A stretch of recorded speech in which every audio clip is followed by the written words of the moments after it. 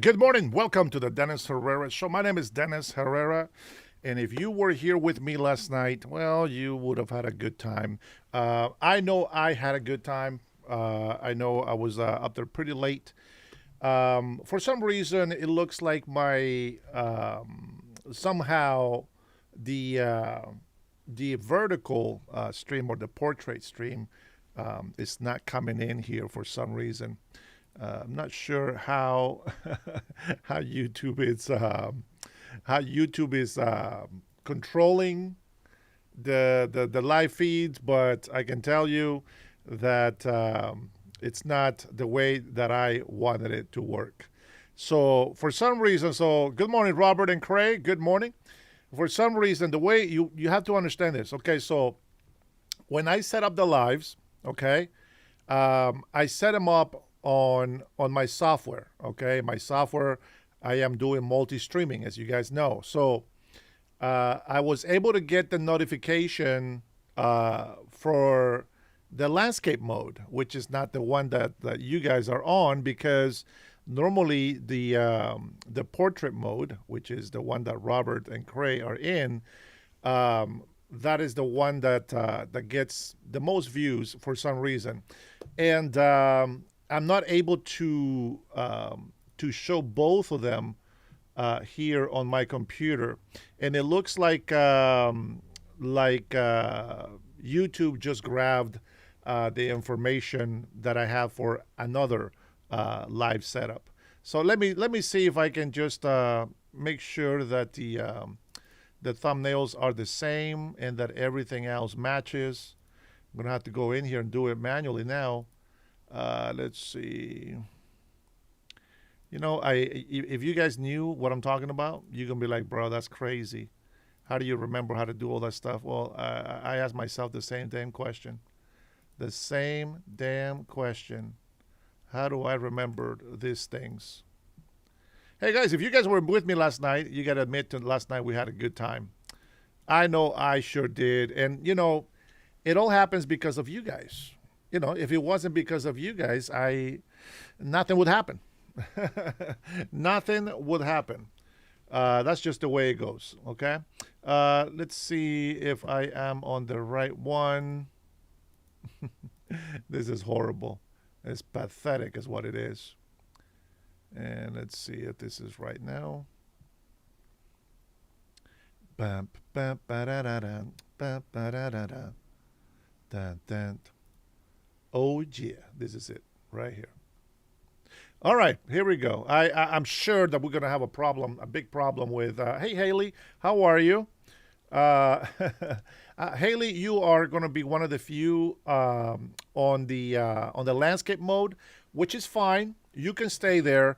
I will try to read the comments from there. Now I won't be able to type, so if we're watching a video, I won't be able to reply to you. Okay, but I will definitely keep an eye on that chat as well, and make sure that I have my other one as well going through. Bam, bam, ba-da-da. Man, I love that entrance. I actually do. I to you, okay? There we go. Okay, so now I'm logged into the other one, and that way I'm going to be chatting with the main group, obviously on the portrait mode. I just want to throw it out there. So if people like to have the mobile version, then boom, we got it. I am at work. It is fine. Okay, thank you, Haley. Well, I hope that you have a good listening here, and that we can keep you entertained. There's a lot of things that I cover every single day, and I will try not to allow the negative people to come in and trigger me. One of the things that you have to know about me is I'm a very passionate man, and when I really care about things, it bothers me when things don't go right or are not fair or are unjust. And I try to find the medium ground, right? I want to be fine. I want to find that middle, that sweet spot of where we need to be as humans, so that we can, be the best that we can be, so to speak. So, I'm sorry, I got a bunch of cameras on here. I was gonna go live at about 7 this morning, and I've been playing with the second camera, and it just never worked. I have to get some new cables, I think. But yeah, but I always try to be fair with everything, and I am a Trump supporter, 100%. I support President Trump.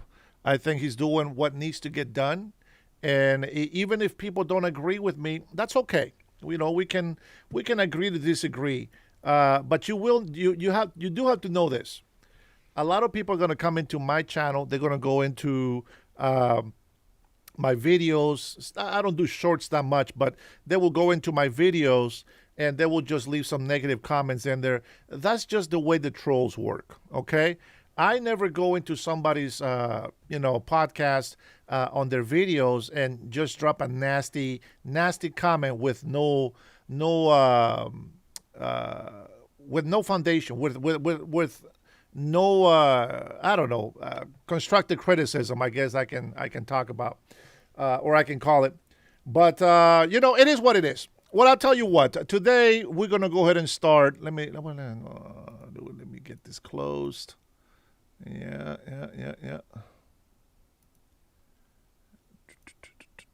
Okay. Close that. Listen, there's a lot of things that we can cover today, but I want to start off with immigration. Illegal immigrants getting deported. It's not what you think. I guarantee it. But I do want to show it because I think it's important that everybody gets to watch this video. Hopefully, you guys share this live streaming. Or if anything, maybe you can clip this part that I'm going to show you right here, because it's very important that people understand what happens with illegal immigrants. Good morning, veteran Huffman. How are you, sir? Good to see you on here. Dennis for president. That he can be on the inside and tell us all the truth. Kenneth, I appreciate that. I appreciate that very much. And you know what? Isn't that something, though? Isn't that something that we should really be looking forward to? Like, we should be voting people in that are going to go out there and just tell the truth, and just show everything. Yes, I will admit that some of the mistakes that this administration has had, and you have to understand something. President Donald Trump puts a team that he feels or believes to be the best. And, you got to put your whole trust, 100% on that, okay? And that is, it can come and bite you in the ass, because that's just how it is, okay? Any manager that hires anybody that says, oh, my God, this guy's going to be fantastic, and that is the troublemaker that they hired, and they had to fire him, okay? So there's no difference. There is no difference with President Trump and what he needs to do in office. It's very the same thing. Okay, it is at the end of the day a business that he's running, and he is in the business of the Americans first. But with that being said, it's like I believe that the administration can be good, and the administration can make the president look really good, or can make the president look really bad. So far, I think Pam Bondi has made a few mistakes that I wish she didn't. Kristi Noem has also made a couple of mistakes that I wish she didn't. But this is why they get replaced. This is why they put somebody else in place. Do I think they did a good job? Absolutely. Fantastic. They're not going to be perfect. They did a great job. But there's always, the little percentage that we are human beings and we make mistakes. So with that being said, I will rebuke every Christian. If you call yourself a Christian, I will rebuke you, and I hope that you rebuke me as well. But just remember this: if you're going to rebuke me, you better know dang sure that you are right about what you're rebuking me about, and that you do not go against what the Bible says. That's if you get religious with me. That's only if you get religious on me with me. Veteran says we should only vote for people we think will do what's best for the American people, regardless of party. That is absolutely right. That is absolutely right. And all we can hope for is that they are the right people. That's all we can hope for. Okay. Now let me go ahead and read a couple of comments here on my on my portrait live stream, just from the people that matter. Hey Samuel, how are you? No problem, Sam. It's good to have you here. Hi, Marian, Maria and Murray. Oh, Maria and Murray. I see. All right, Big 1911. How you doing, brother? Good to see you here. 1986. James, good morning. Agus, so many butts in the channel nowadays. The Penguin says we can't agree to disagree about covering up a child trafficking ring. You know, theories is one thing. You have to understand anything that has to do with theories or hearsay, allegations, you cannot speak about it as if you know the truth, as if you are in the inside. You got to be careful when you say stuff like that. But we'll go ahead and jump into some of the stuff, and you will see that everything that I tell you is the truth. Now, you're going to see also a lot of trolls that come into my chat and keep saying that I'm lying and I'm a liar. Well, you be the judge of that. I want you to please ignore those comments, and if you don't like them, go ahead and block them. Not you, Muds, because if you block them, then I don't get to see them. But you go ahead and block anybody that is being annoying and is not giving you information that you want. Good morning, Tanya. Good to see you, sis. Great to see you. Hey, JS. Let's see. Slander, has Trump been truthful on the Epstein files? I think so, 100%, that he has been truthful. Now, would I put my hands in the fire for the man? Probably not. But I believe him. I believe that he is truthful 100%. Scott, good morning. Mr. Buron. Sounds like Scott Burrow. Burrow on. Let's see. Shaky says, you will regard the alien who resides with you as the native born among you. You are to love him as yourself, for you were aliens in the land of Egypt. I am the Lord your God, and that's right. I like that. And with that being said, anything that I say about illegal immigrants, I have taken that advice myself. That's why my mother taught me, by the way, this is why I give you that advice. That's why we have followed the law to the letter. We came here until we got permission to come to this country. And we always knew that if we come here illegally, we are breaking the law. And at some point, you will get deported. So with that being said, I am glad that you brought that scripture up, because it is the reason why I tell you what I tell you is because I love you as I love myself. And one thing that I'm not going to allow myself to do is to lie to myself. So that's that. 61-year-old, this year Cold War era Army veteran. I just consider myself an American patriot, not a Democrat, not a Republican. I have been leaning more towards the Republican side. Veteran Hoffman, and I believe that you and I are on the same, except I consider myself to be a Democrat, not registered per se, but when I say Democrat, it's the old school Democrat, the ones who believe in putting America first, the ones who believe on border security, the ones that believe that putting Americans before illegal immigrants. That's the Democratic Party that I remember. And the Republicans used to be the one that fight on the same sentiments, the same sort of policies, but they would just fight about who will do the job better than the other. Now it's just illegals. Americans, who cares? You know, who cares about Christians? Muslims. Let's go ahead and change the religion that, let me, oh my gosh. Let me ask you something. Let me ask you something. Now, this is just, if you don't believe in God, that's fine. Don't say anything. But this is for any common sense American out there. Let me ask you one question. Okay? Maybe a couple. And probably a follow-up. Let me ask you this. The United States of America, being Christian dominant, has become one of the most powerful military forces on earth and has become the greatest country in the world. Christian base. Over 70%. Now it's going down to 60%. Here is the same question. Every Islamic country has gone mad. They are blessed in a way, sure. But they are in no way compared to the United States of America. None of them. None of the Muslim countries compares to the United States of America, period.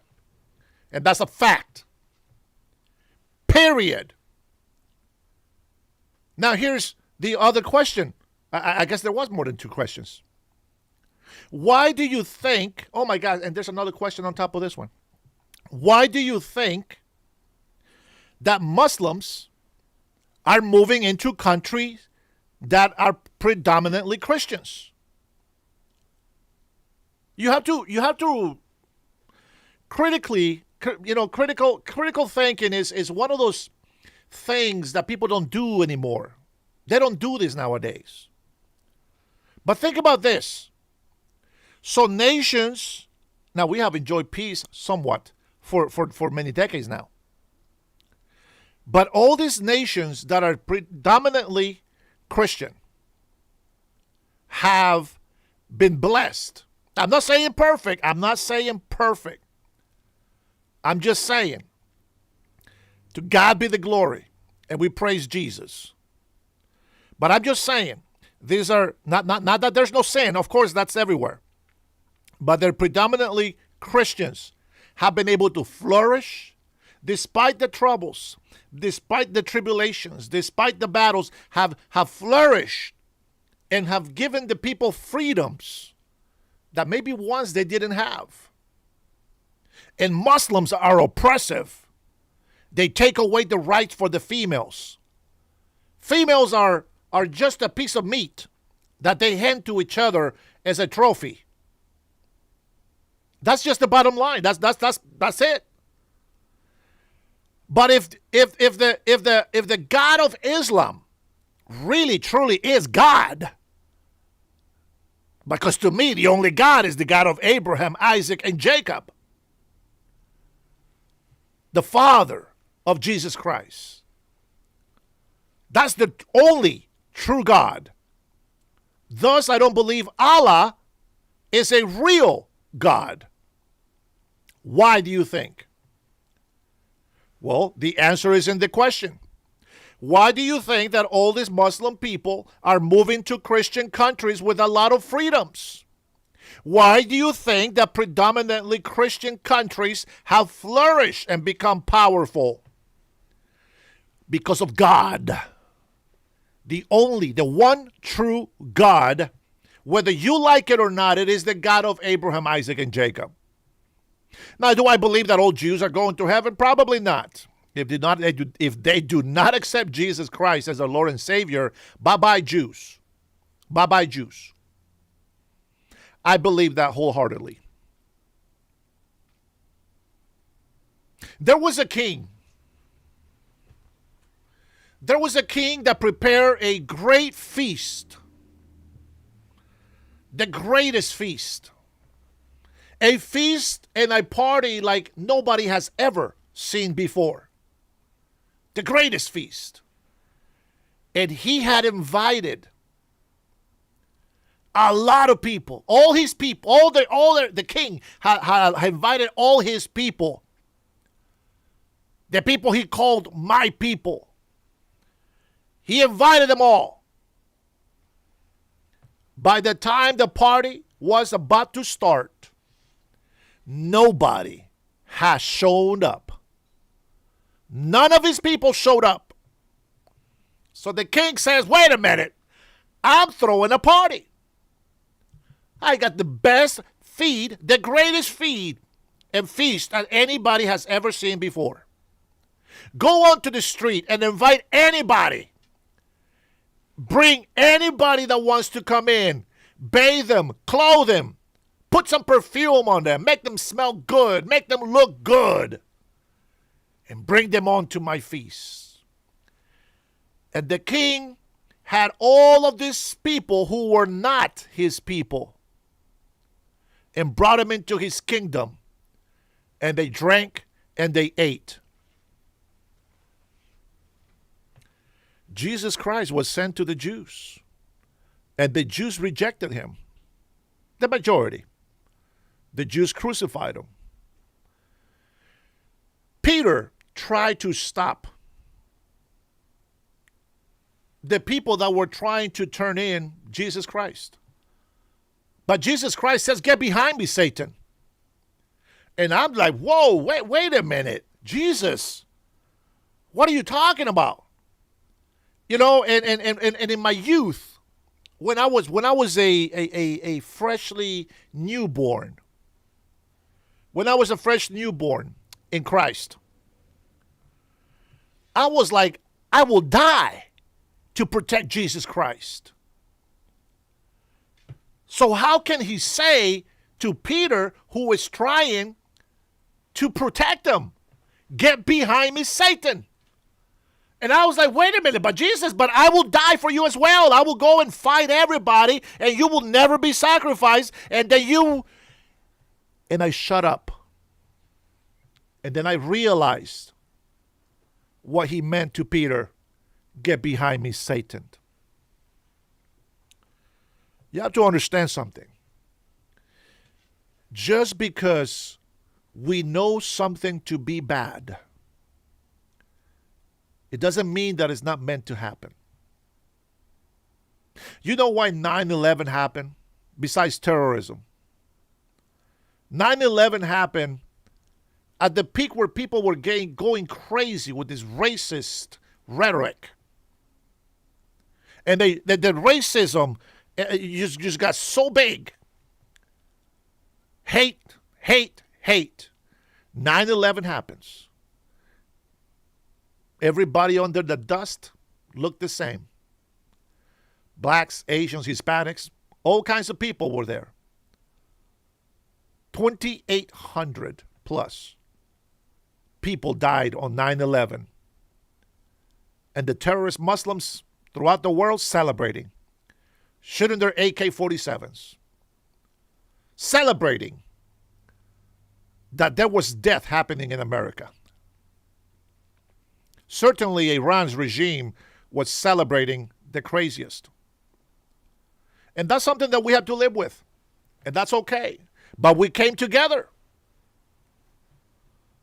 Why World War I? We came together. Why World War II? We came together. Right now, we went to destroy the Iranian regime. Now, we, by the means of military power, we already won this. There's still some nuisances that can still do damage. We're not going to play dumb about it. They can still do damage. But they're done. And then it's crazy for me how I hear people, especially on CNN and all these other leftist media, Iran won the war. What the hell are you talking about? That is the stupidest comments that people can make right now. Iran won the war. What? What? I have no words. I have no words. I don't think you know how war works. So anyway, long story short, Jesus Christ came to die for our sins. The God of Abraham, Isaac, and Jacob is the only one true God, Yahweh, Jehovah. He is the King of Kings and the Lord of Lords. Jesus Christ is Lord. Jesus Christ is King. And no other religion is true.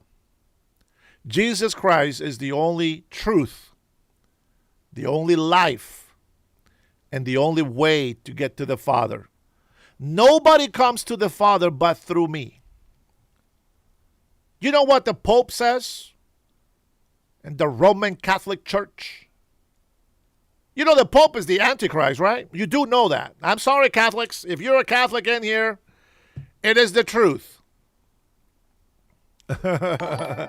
Isaac, don't go too far. Don't go too far. You're taking this out of context. The Pope. The people, some people in the church, you are not a pastor. That is right, Maritza. I am not. I'm not a pastor. Nobody claimed that. But the Pope says, people look at the Pope as the most holiest of all. Shut the hell up. What kind of stupidity is that? That is demonic. May God rebuke you, Satan, for saying that. Do you know what's crazy?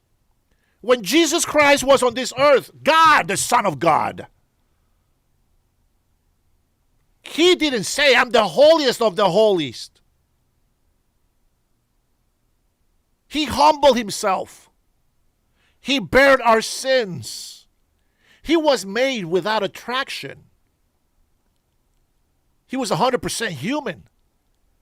And he didn't dress with royal robes, but the Pope does. The Pope and the priests in the Catholic churches, they got these robes, these hats, and they claim to be the kings of the Catholic Church, while they go and worship some rock, some idol in their temple. Oh boy. Oh man, if you're a Catholic, you're not going to like me today. I'll tell you that right now. But you have to be truth. You have to be truthful. You got to be real. I'm not telling you go be Pentecostal. Those are man-made doctrines. You understand? Man-made doctrines are always faulty. Jesus Christ didn't say go and preach a doctrine. No, he says go and preach the good news. Tell them the blind see, the mute speak, the deaf can hear, the dead are rising. Go share that. Go share that. And a lot of people, I get all these different comments from people. Like people will say, President Trump is not a Christian. Okay, he's not. What about it? Oh, he kissed the wall. And what about it? He said, praise be to Allah. So what about it? What about it if he's making fun of Allah? What about it? Marisa, if you're bored, here, let me help you out. Get your ass out of here. All right, for those of you who are just listening, if somebody makes negative comments, I'm okay with that. But the moment that they cross the line, if this is not the chat, if this is not for you, it is what it is. Okay? Go ahead. If you think that I'm lying about anything in the Bible, come at me. Give me something. When I say the Roman Catholic is a prostitute or is a whore or a harlot or whatever word you want to use, what do you got to say about that? Go ahead. Lay it on me. Tell me all about it. I will say this. The Catholic Church, yes, it is considered the first church, the first Christian church. It was founded by Peter, the same one who denied Christ 3 times. The same one who tried to stop people, who tried to stop Jesus from being sacrificed, which would have sent all of us to hell, by the way. So here we go. Let's take a look. Stardust, I already know what it says. Bring something new, will you? I already know about 3:9. Whatever, it doesn't matter to me. That doesn't matter to me. But I want you to tell me what Revelation says about the Catholic Church. That's what I want you to do. Go ahead, say it. And don't spam. If you're too damn cheap to put a super chat, don't spam or I'll block your ass.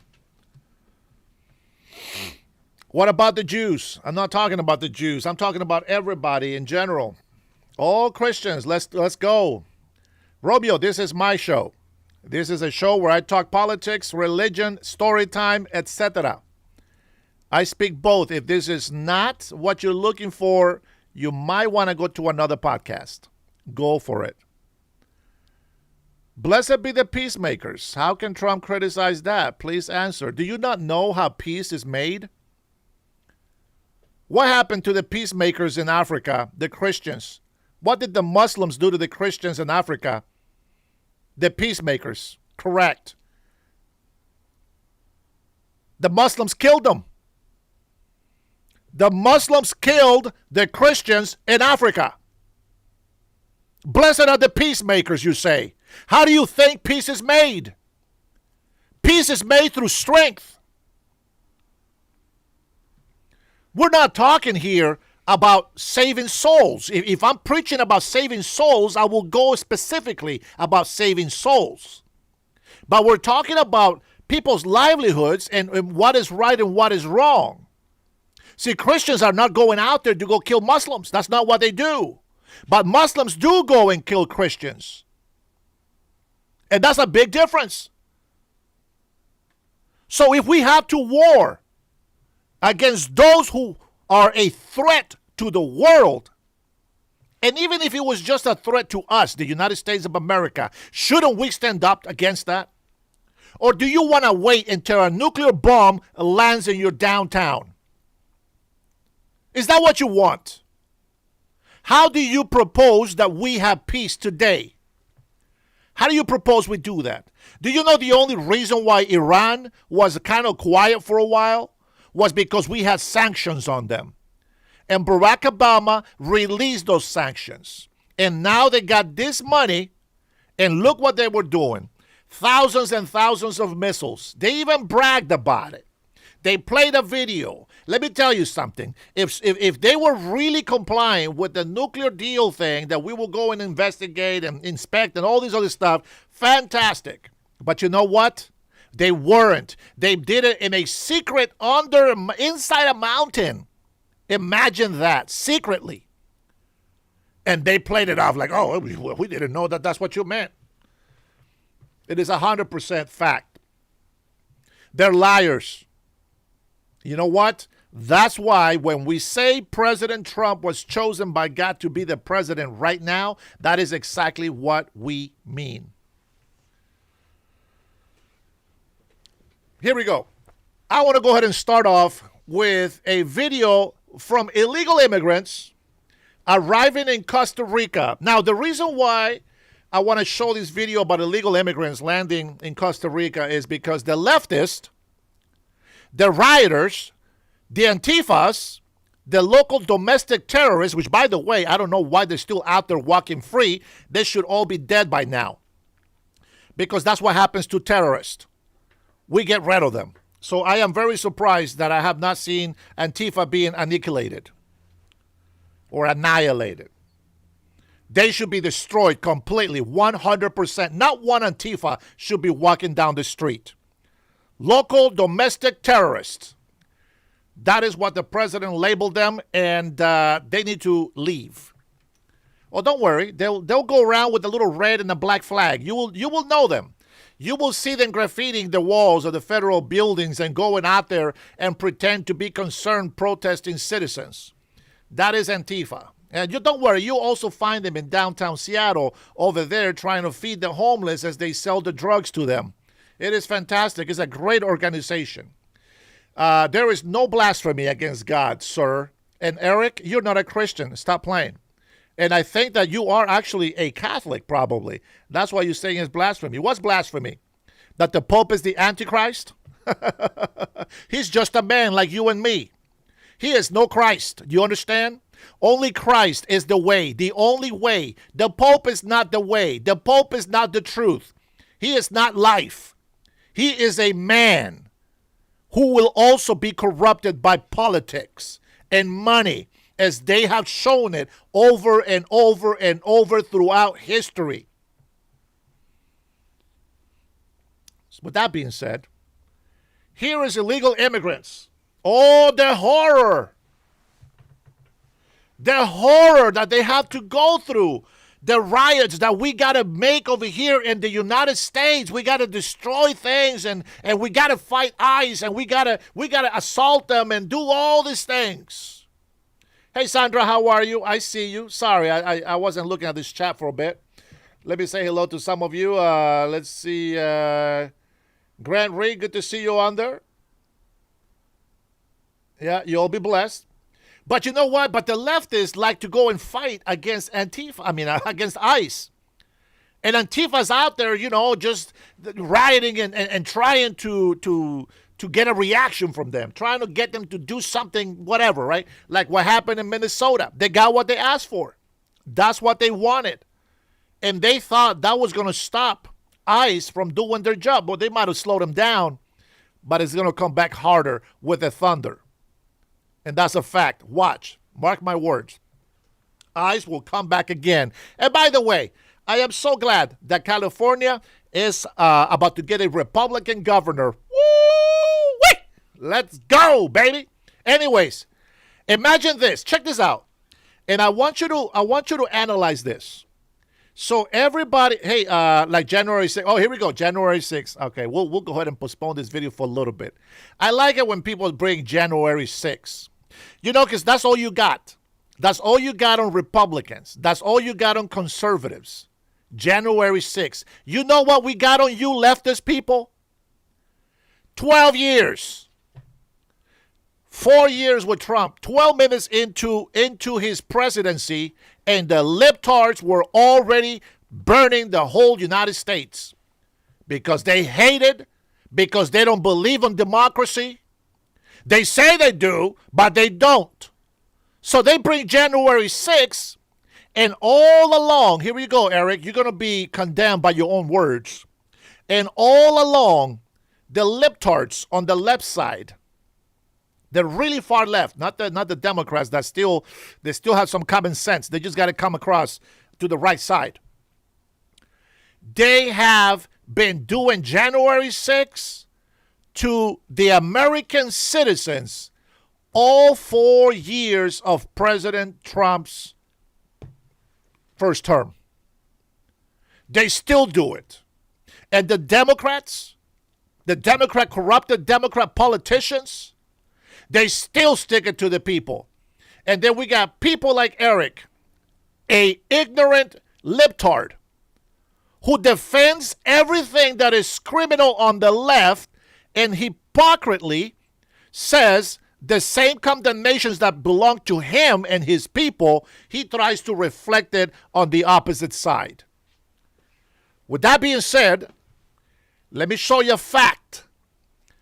When people come out there and they start protesting against ICE, people getting deported, oh my God, the people crying and they're kicking and screaming and doing all of these things. All of these things. Well, let's see how horrible getting deported is. Here we go.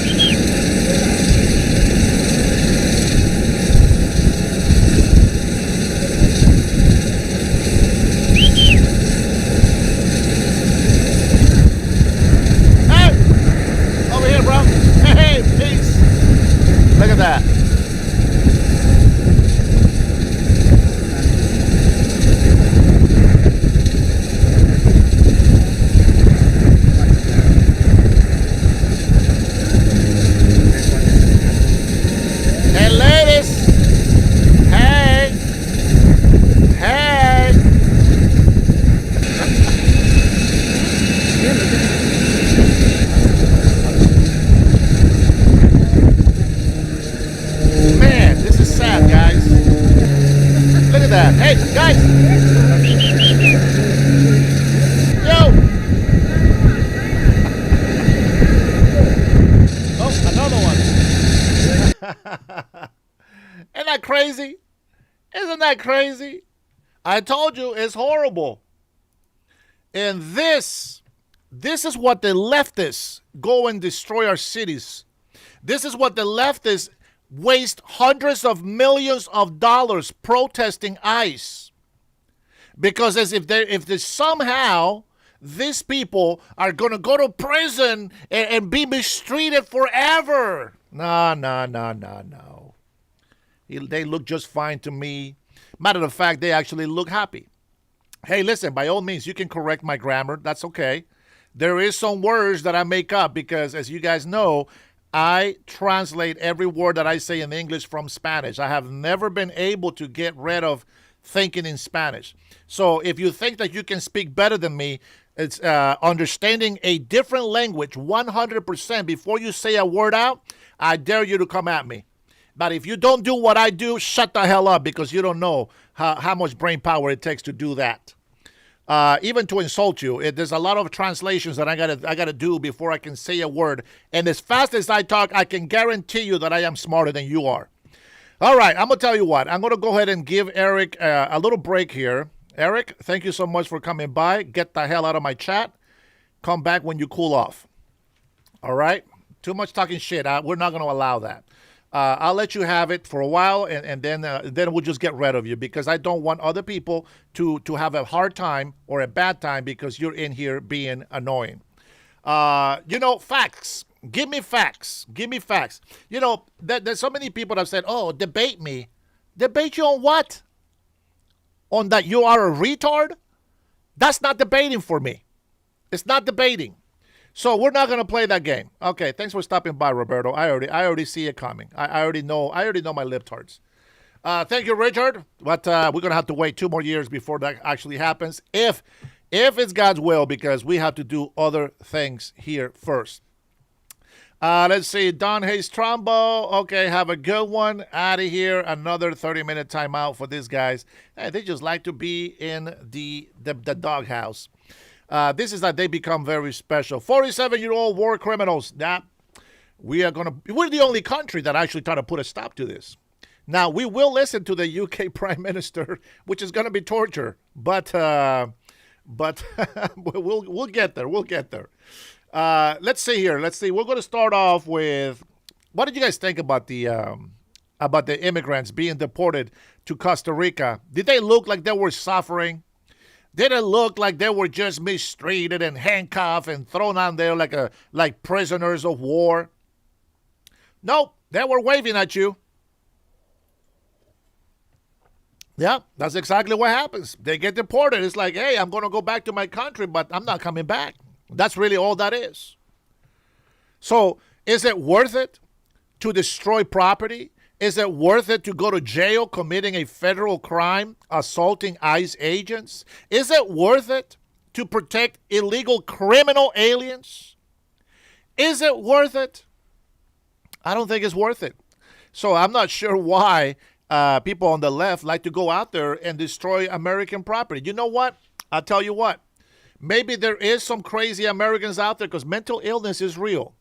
But I can tell you, we have millions and millions of illegal immigrants. What do you think they're going to do against ICE?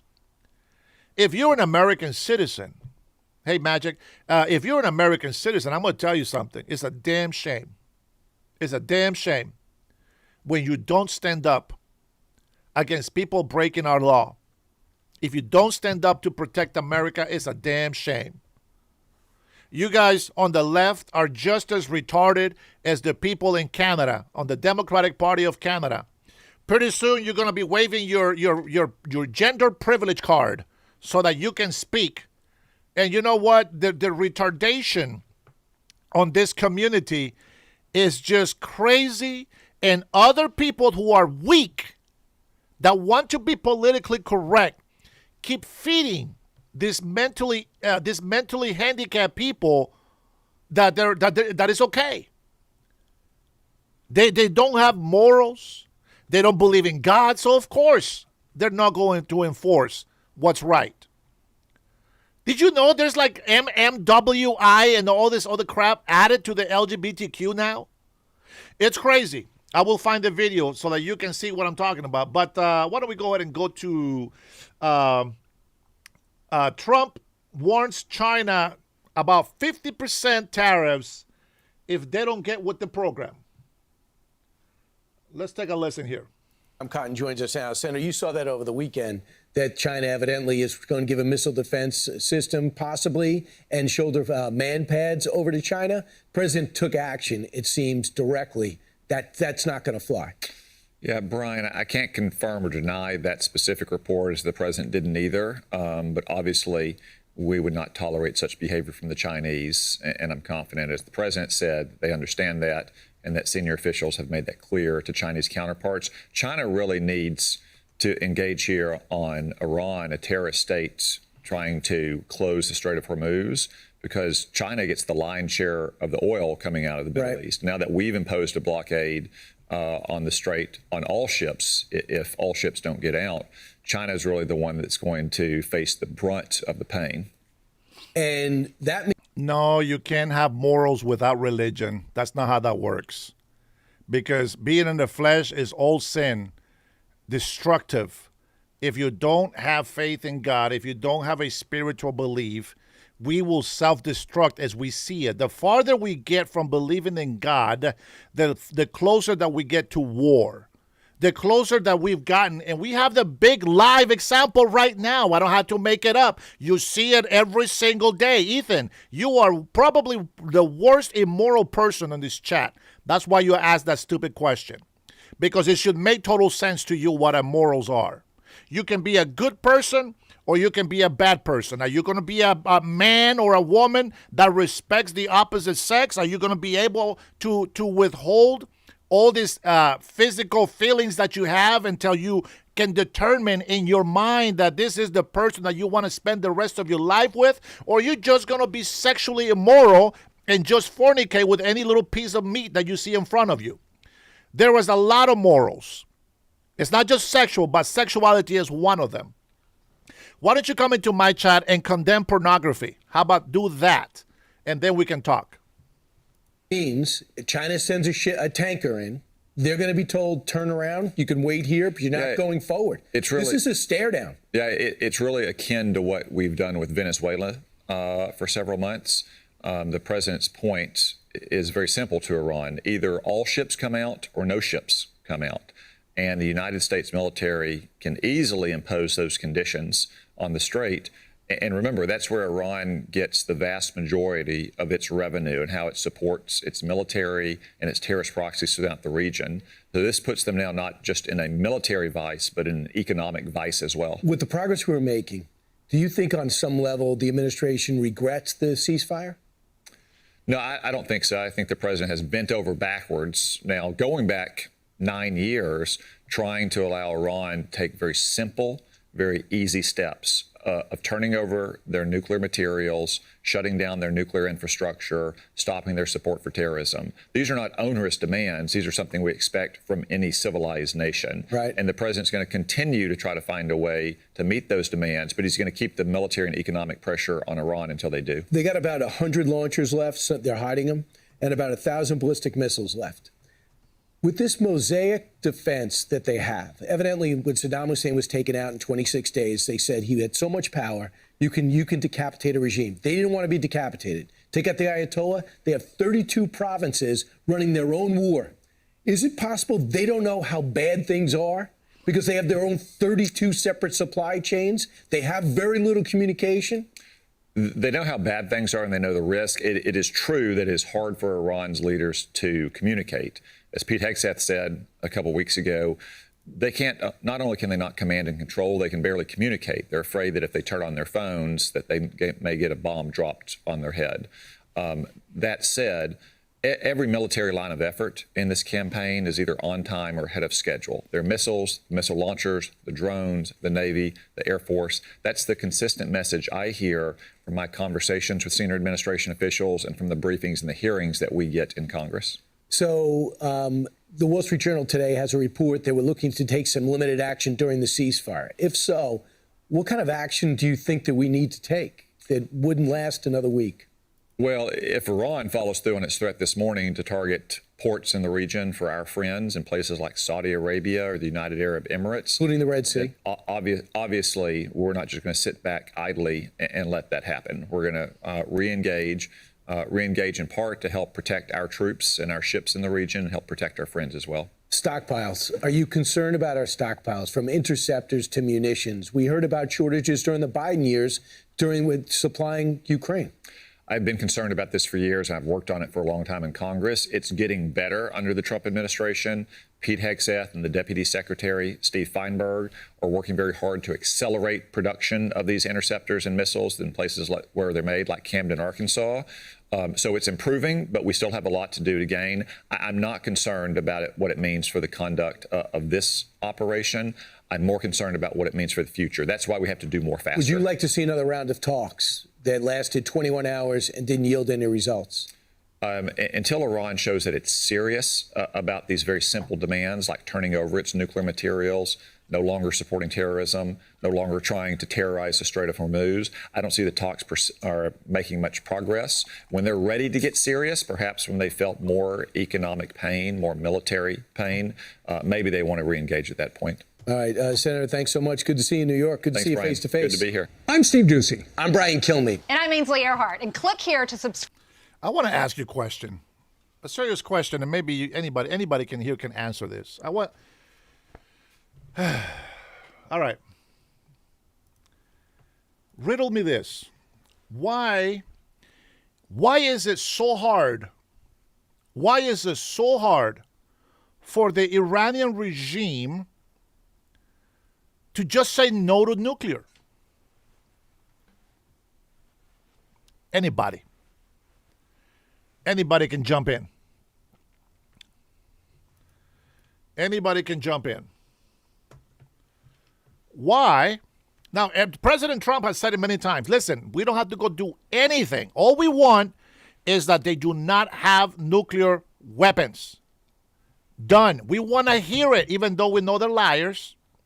We want to hear that they are not going to seek nuclear weapons. And no more death to America. Because they're being threatened with nukes. Let's be honest. How many here, and it's only 50 people in here, but how many people in here have a problem with these Muslim regime, the Ayatollah, the people that we're fighting with right now?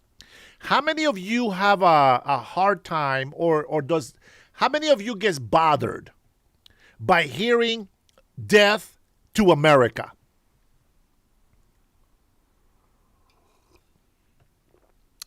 I will hope that all of you.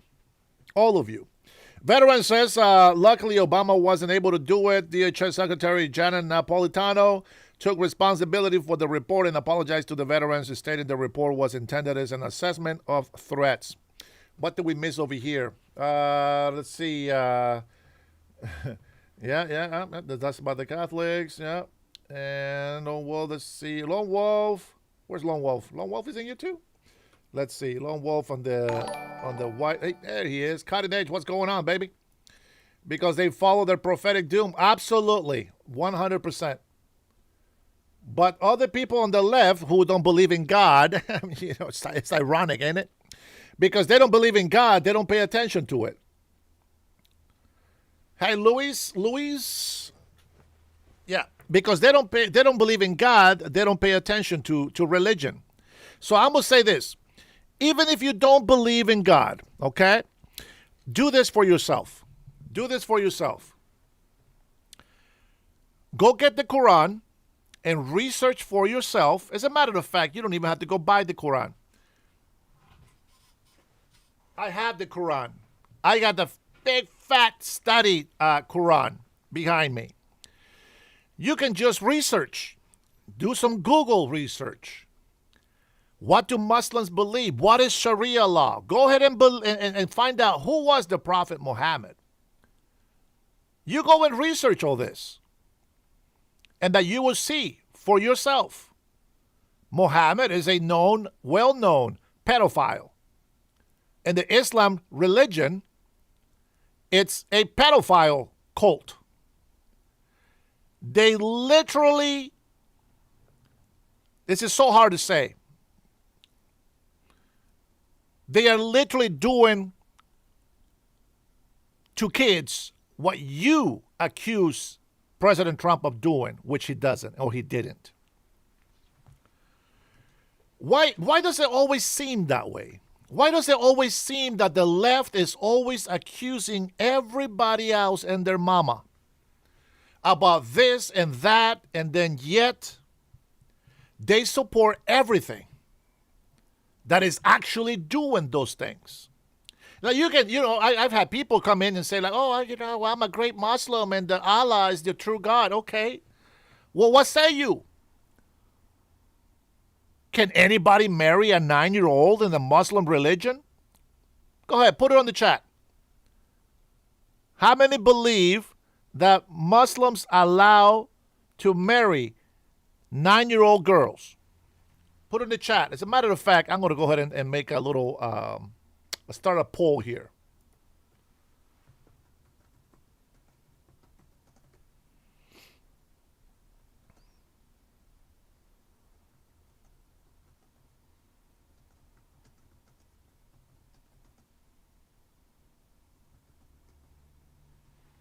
Let's put it this way and see if that's okay.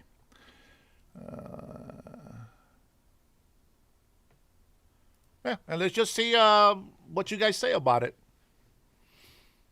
Just for shits and giggles, just to see if anybody actually cares about what happens to them.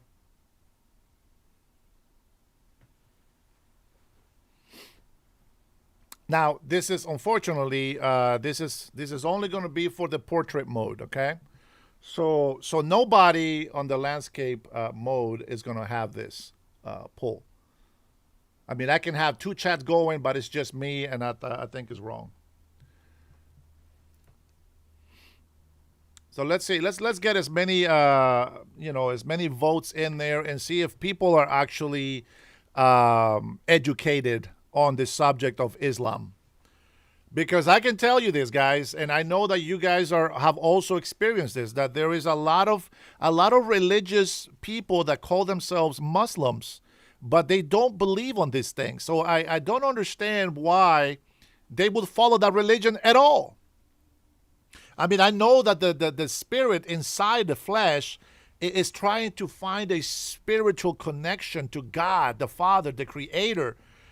But if you know that this religion is doing this and accepts this, I'm telling you, what can I say? You either know it and are just a pedophile and corrupted and have no morals because you don't really believe in God, or you're just ignorant and didn't know. And that's okay. But you see how there's like at least 26%. That tells me that there is some people that don't believe that. But it's true. It is true. So I will say to you, to the very minority of you who believe that it does not say that, when you find out yourself, when you look it up yourself, ask yourself a question. Should I be a Muslim?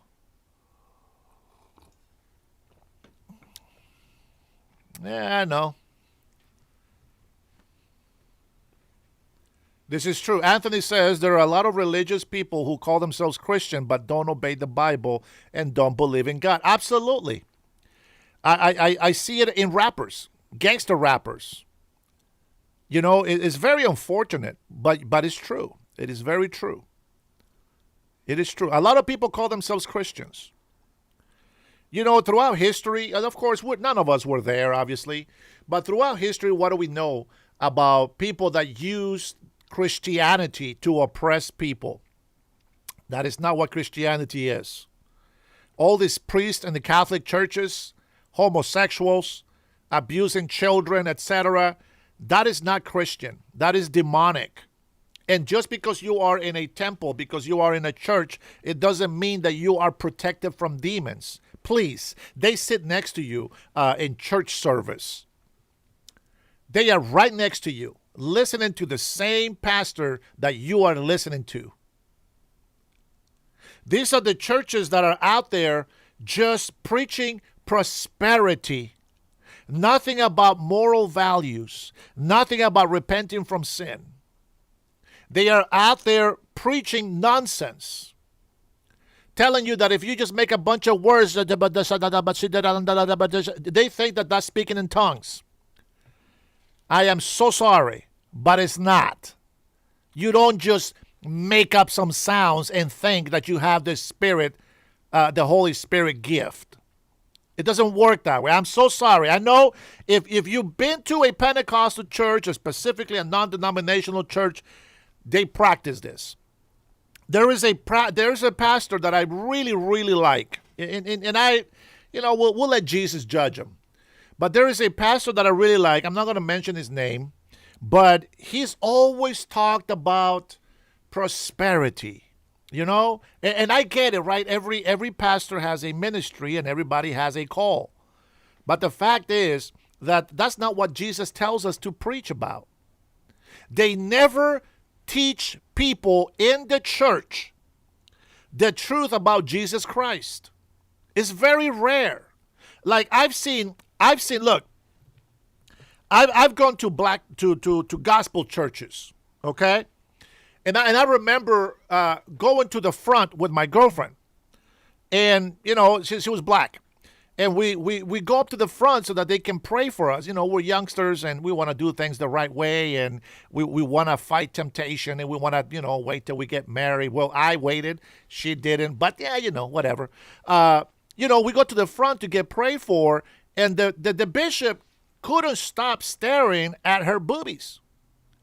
And I'm just like, bro, I'm looking at you, right? Because I don't got my eyes closed yet. Why you keep staring at her, It's crazy.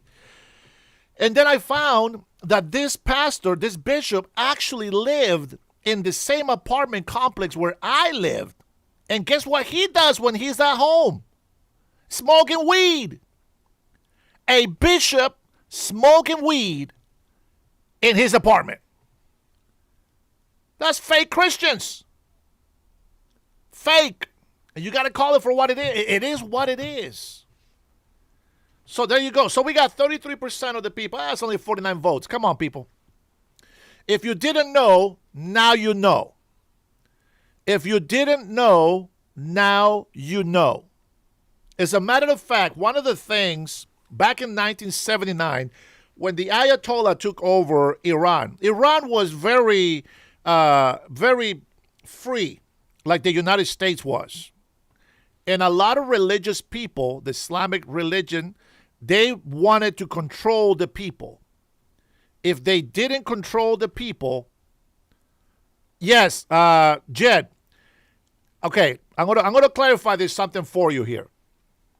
Listen, I'm not gonna tell you that you're going to hell for smoking weed. That's between you and God.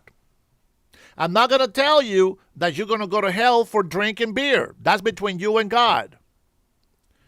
But what I'm telling you is that when you are the head of the church, not the head of the God's church, but the church in here, how do I define this? When you are the lead, the pastor, the bishop of a church, you cannot be drinking. You got to be a man married to a woman. Not to a man, to a woman. And be faithful and have good testimony. Do you think that a bishop smoking weed is a good testimony to the people? Do you think that shows strength? Who runs his life? God or the weed? Don't play dumb games with me. Don't play dumb games with me.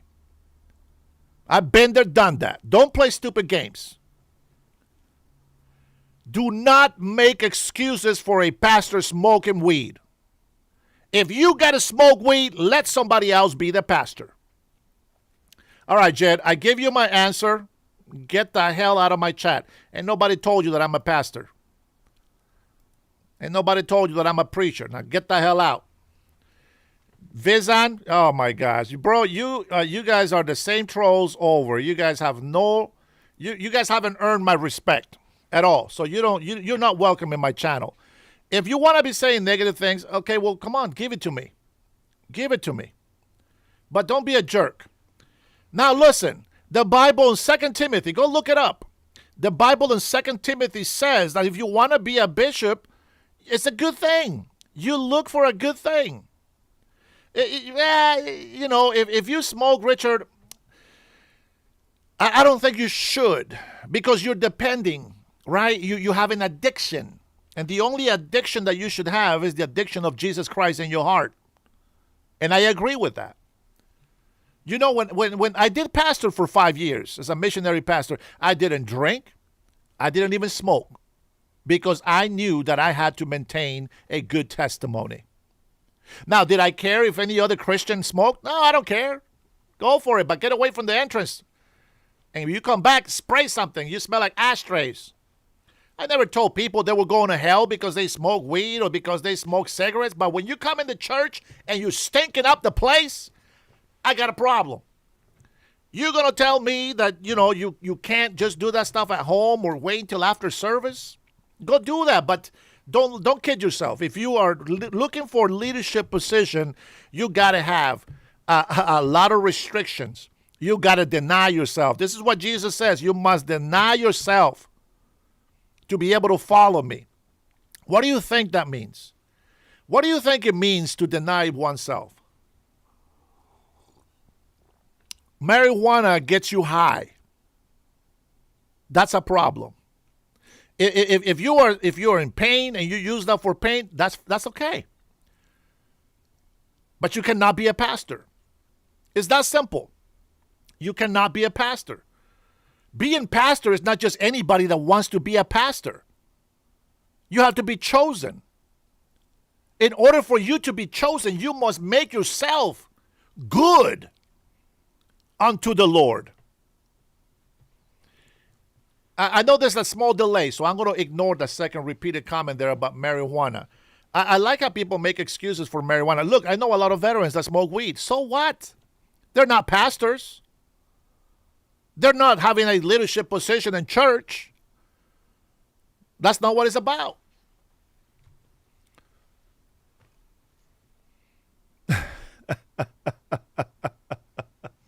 It says church incense smells funky.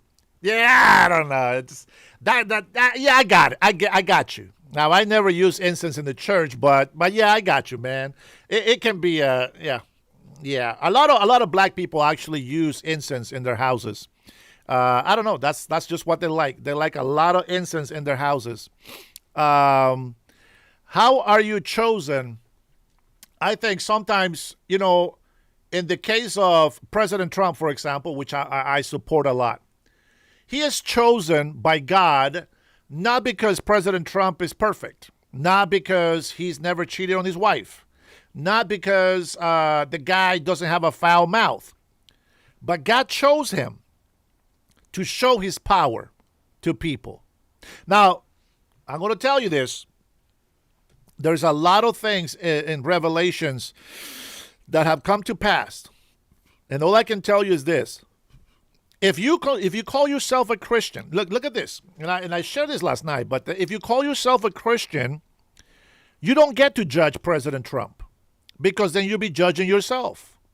Now, if you don't believe in God, well, then you can't judge President Trump either, because you don't believe in God. So how can you judge him morally when you have no moral compass?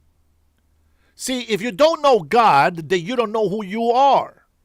And this is why a lot of people in the world says they go out there and commit all this sinful nature. Women, men, I want to know who I am. I don't know who I am. And so they go and men sleep with men and women sleep with women. And they do all this nasty stuff. And they still don't know who they are. And they find themselves that they're just more miserable now that they have gone and done these things that they know makes them feel bad.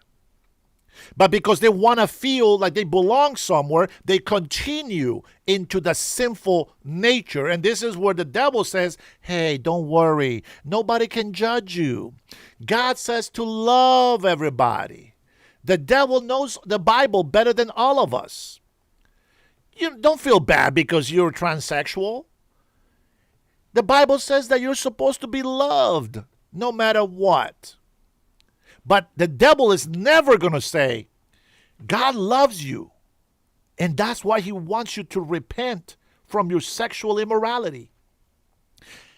You should be happy the way God created you. The devil's never going to say that. The devil's never going to say that. So for people that don't want to believe in God, that's okay. But you know, that you can't judge people. And if you are a Christian, you can't judge people either. If anybody is found guilty and convicted by the court, and the court says this, and that, okay. There's nothing that we can do about it. It is the truth, and that's it. We got the results, and we can't argue about it. It is a done deal. Bam, done, judge. Now, can we forgive him? Absolutely. 100%. If you can't forgive, guess what happens to you? You are not forgiven. You will never be forgiven if you can't forgive. I'm not telling you to forget completely. You may have heard before, forgive and forget. No, I say forgive, but don't forget. Why? So that you don't commit that mistake again.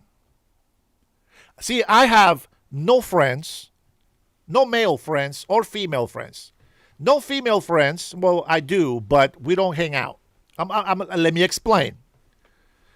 I have a good friend of mine. I consider him my brother. His name is Graham. He is married to my little sister, Jan. Now, I call her little sister, but she's Filipina, okay? And I love both of them, okay? I consider both of them my friends, okay? Even though that's my brother and my sister. That's just the way I see them. That's the love I give them, okay?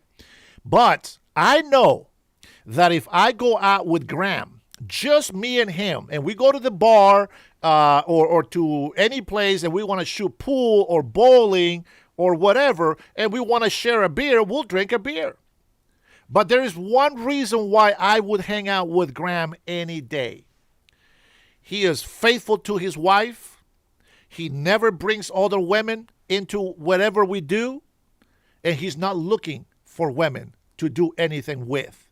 Because at the end of the date, he goes back to his wife, I go back to my wife, and that's the way we live. If I go and I hang out with his wife, my wife is there with us. And he is also there with us. You see what I'm saying? So I try to keep, not because I don't trust her or myself. Let's be honest, the devil is the devil and temptation can come in at any time. And we can fight it. This is why we have to continue to pray so that we can be strong when any moments like that happen. But I can tell you, that I don't have any friends because of that. Broke Democrats are welcome. Yeah, their EBT cards, they haven't got the deposits yet, so they can't use it. Well, YouTube doesn't take EBT cards for super chats. But you know what? The last time I said this, mind you, when I was single and I was not with God, I was really bad. I was really bad. Let's just say that. But I can tell you this. When I got married, the last time, I said to somebody, I said, hey, listen, man, why don't we hang out after work? And they were married, by the way. And I said, I just got one rule. Just got one rule. If we go out, do not go look for women. Let's just go play pool, grab a couple of pitchers of beer, and let's just hang out. Have a good time, right? And, of course, there's a designated driver, right? And so we go, and the first thing the guy does, he brings 2 drunken women to our pool table. And I say, bro, what the hell I just said? If anybody sees me, now listen, I don't care what people say about me because it's not true. But I do care on the image that it gives me because it will affect my marriage. So I try to watch my image. Now, whether I'm, whatever, it's fine. But I try to maintain my image because I am faithful to my wife. And I'm happy to say that. You know how much joy it brings me? 16 years with this woman. And I'm so happy about it. But there it is. And here's the thing. If they were drunk already, if we give them a little bit more to drink, even without drinking anymore, listen, and I know this sounds horrible, the girls were ready to go, if you know what I'm saying. They were ready to go. Do you know what I'm saying? A lot of people that don't want to be held accountable for their actions, they pretend that they don't know. They pretend that they don't understand. But if you know God, you already know what's right and what's wrong. And the flesh is weak. We look for the temporary pleasure. And then after you sin, after you've done all these crazy things, then you said, oh my God, what have I done? It is always the same. Always the same. When Cain killed Abel, he wasn't thinking, he was mad. Boom, killed him because he was jealous. After he killed his brother, then he's like, oh my gosh, what have I done? Nico, do you speak English? Do you speak Spanish? Parlez-vous français? Which language would you like me to use? Okay, I'm going to give you some attention. Nico, normally I will ignore you, but you go ahead and tell me. Go ahead, Nico. Tell me what's blasphemy. You say literally blasphemy. That tells me that you don't know what the hell you're talking about. Go ahead. Tell me, what is blasphemy? What have I blasphemed against? Oh, I love it when demons come into my chat. Go ahead. Show me blasphemy.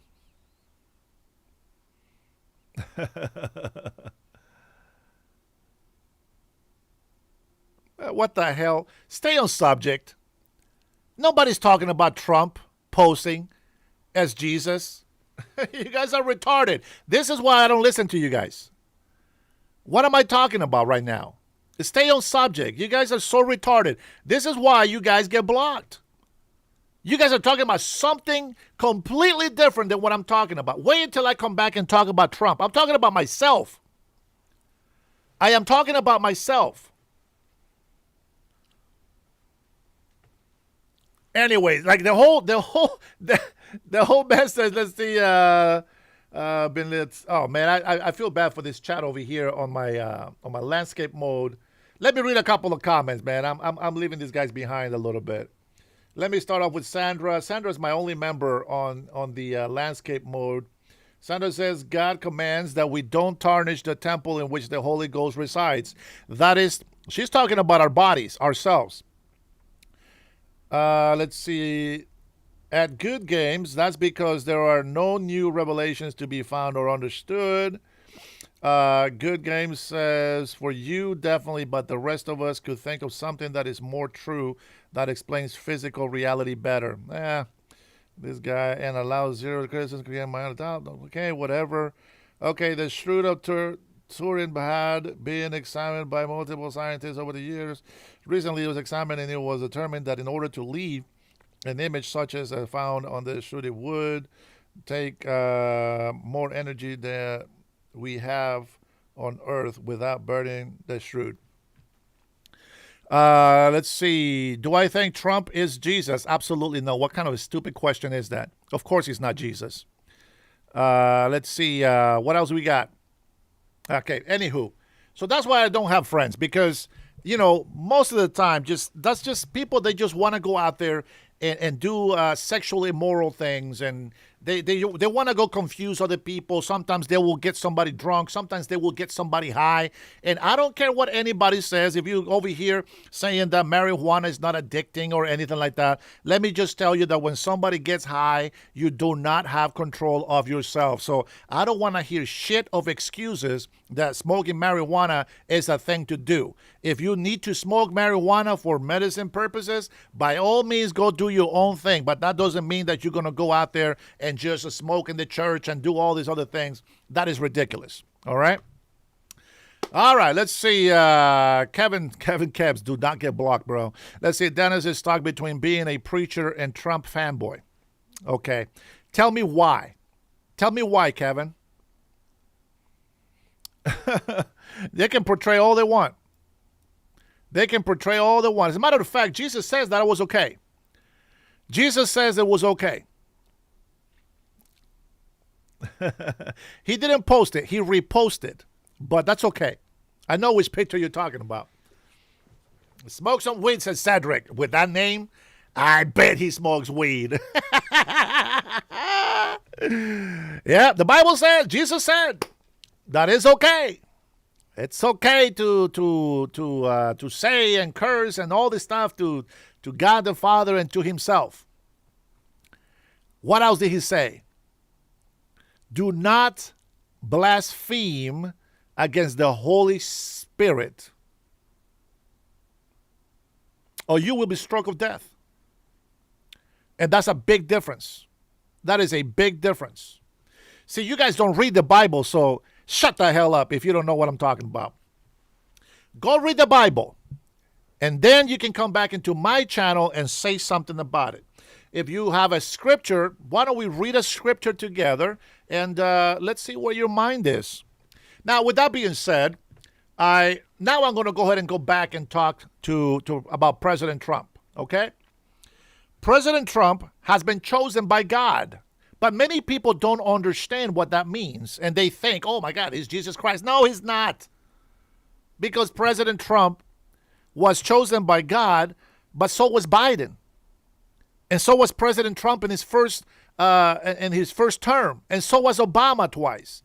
And so was Bush, etc., and so on and so forth. Those people have to go through what they have to go through so that we can learn to see, so that we are not deceived by the devil.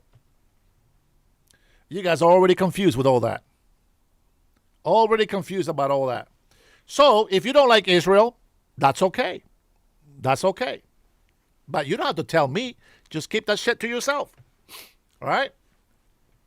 Blasphemous beliefs. Go ahead, Finn. Come on, guys. Come on, elaborate. If you're going to say blasphemy, tell me why. I already debunked you.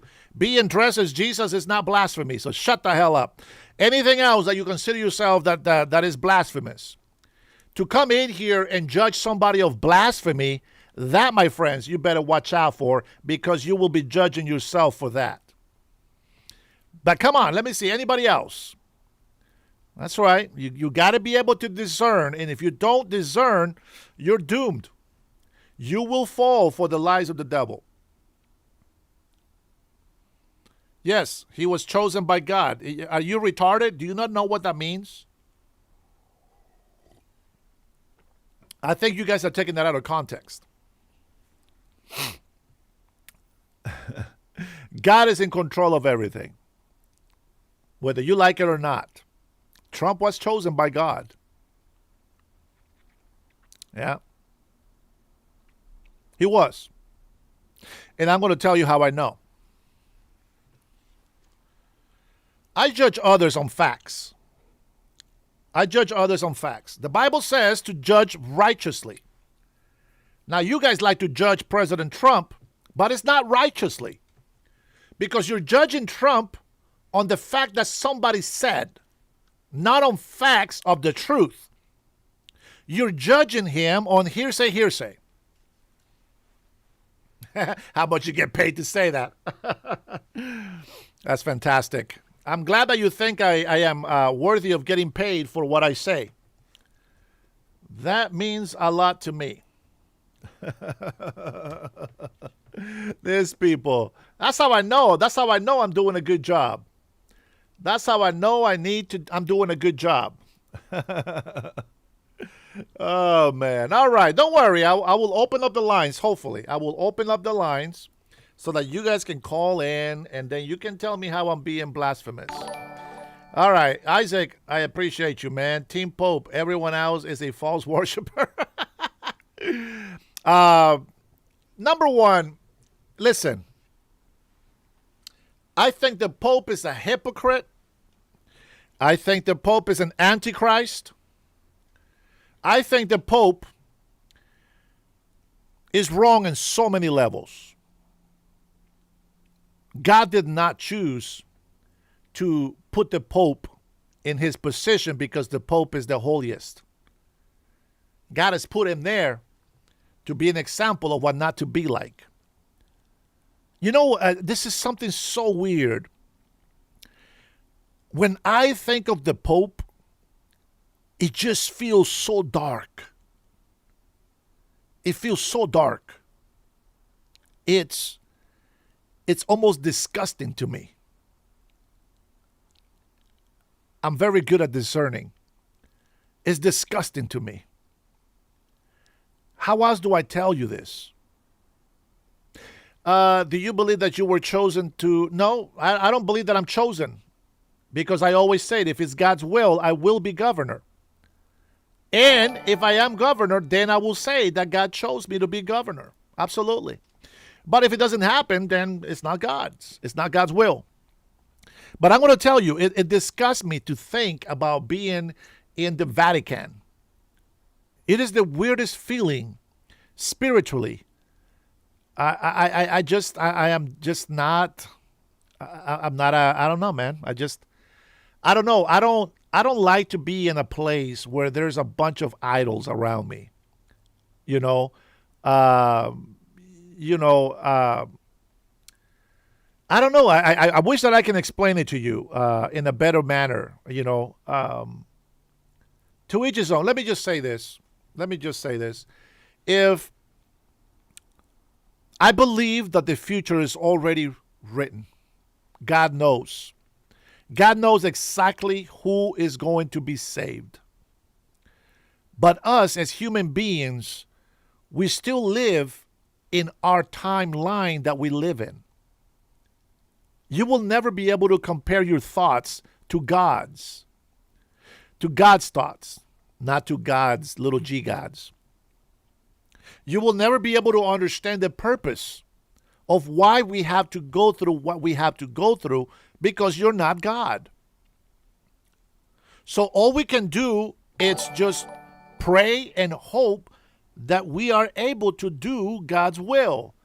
Oh, thank you, big sis. Oh, look at you flexing. Thank you, Dennis and Precious. I appreciate you both because speaking the truth, you are correct. Oh, thank you, sis.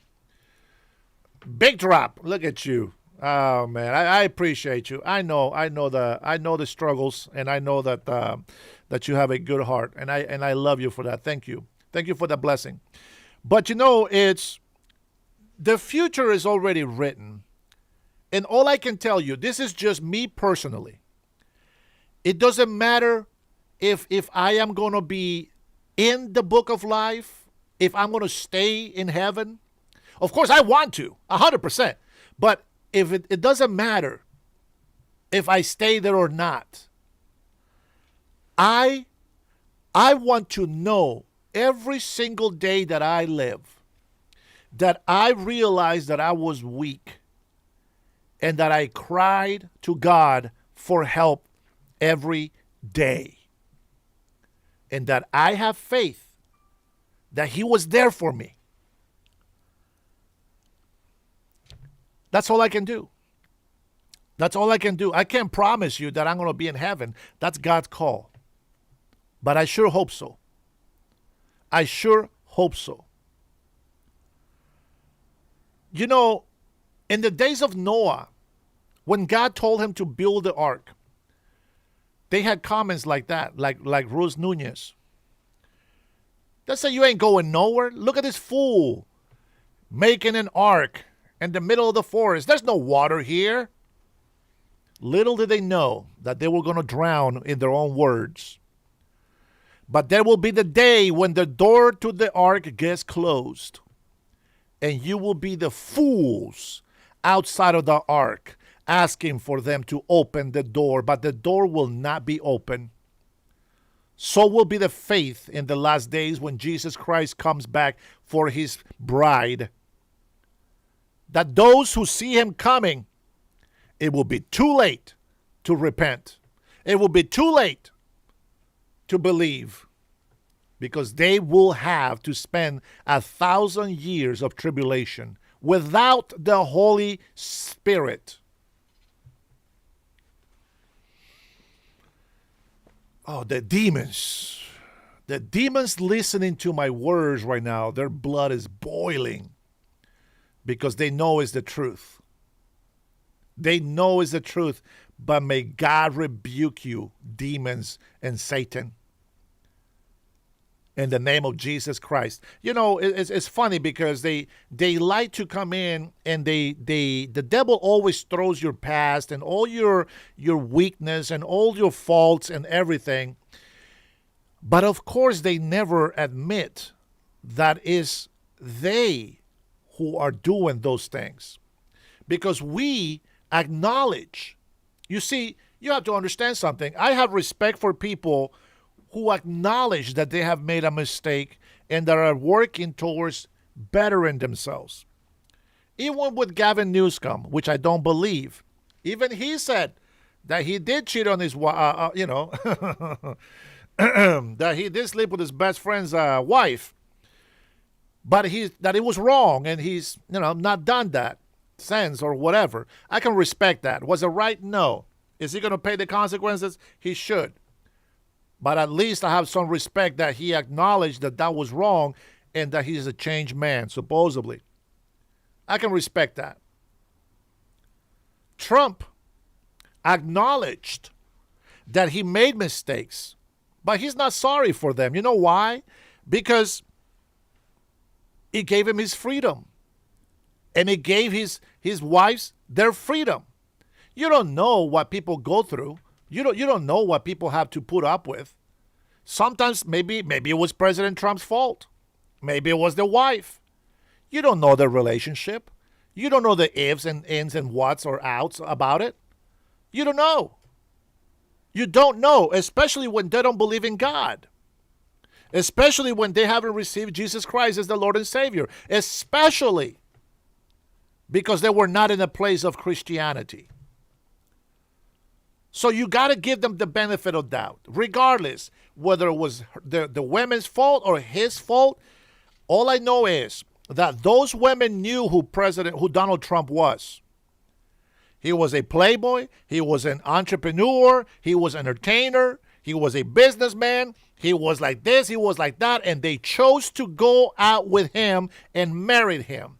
Do you think that these women literally went over there and got married with President Trump because the guy is just such a handsome devil? Absolutely not. They were there for the fame and the glory and the money. So they got what they wanted.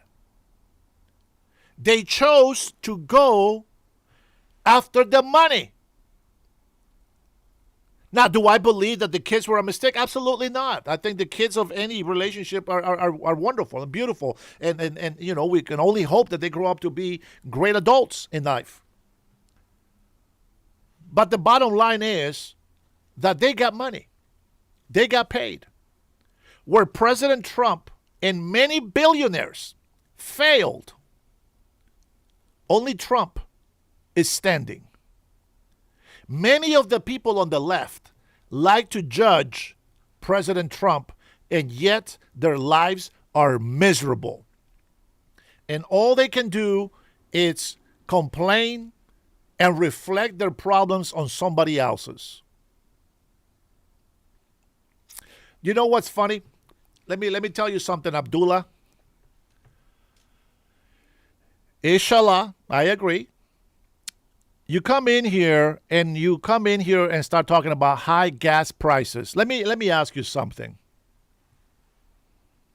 Do you care that your Muslim religion promotes pedophilia? Do you care that your Muslim religion, as you saw my question right there, my poll, that they allow old men to marry 9-year-olds? That's what prepubescence means. Go ahead, defend that. Excuse that behavior. You know why a lot of men like to be Muslims? Because women are beneath them. Women are nothing to them, but little dolls that they accumulate for themselves. Talk about that part of your religion. Let me tell you something.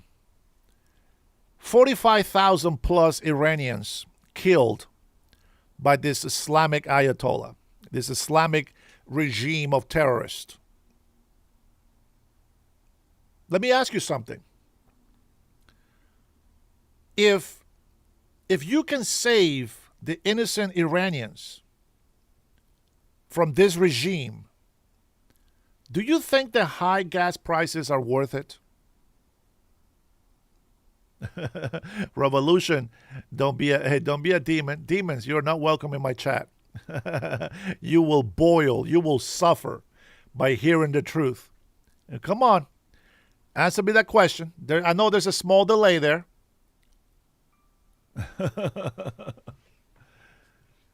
Jesus Christ is my Lord and Savior. He is the King of Kings and the Lord of Lords. And I will always confess him and tell the world that he is my God, that he is my King.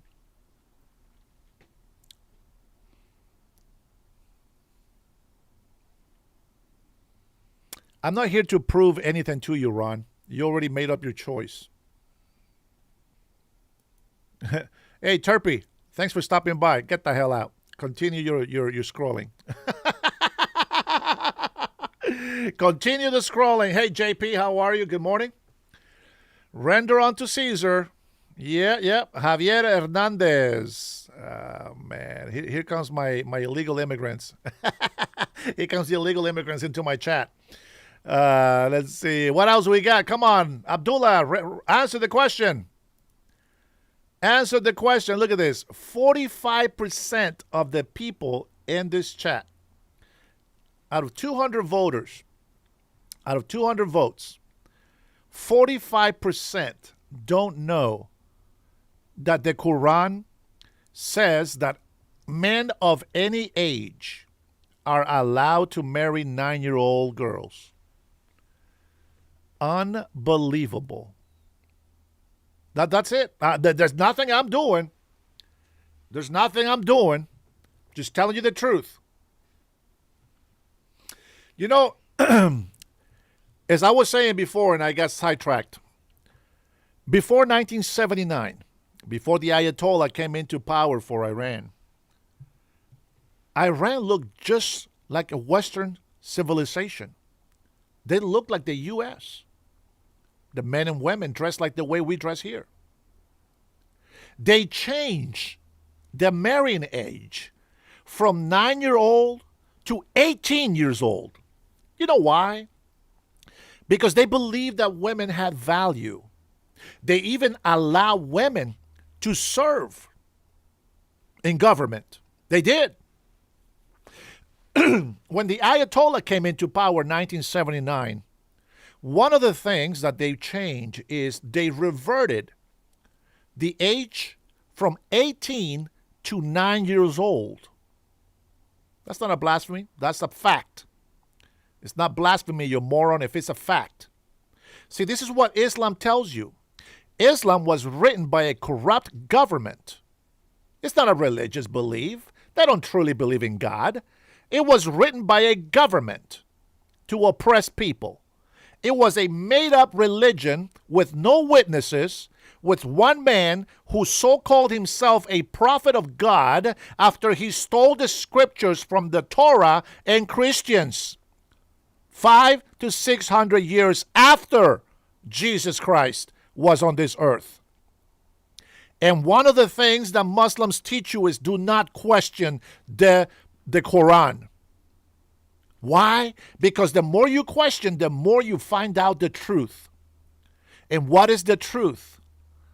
That demons want you to hate Jews and anybody else that believes in God, especially those who have believed that Jesus Christ is the Son of God and that he is the Alpha and the Omega. The Quran contradicts itself over and over again, but the Bible never contradicts itself. Many people want to say, oh, the book of Enoch, oh, that's part of the Bible. Nope, it doesn't match. Many, many books were written, but they didn't match to be the Word of God. So go ahead. Tell me what's blasphemous, and I would like to address it.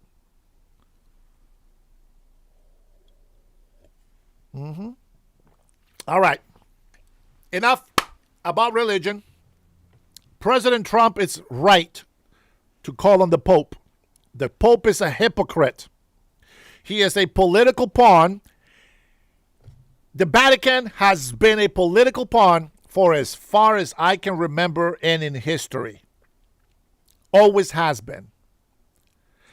The Vatican has told people when to war and when not to war.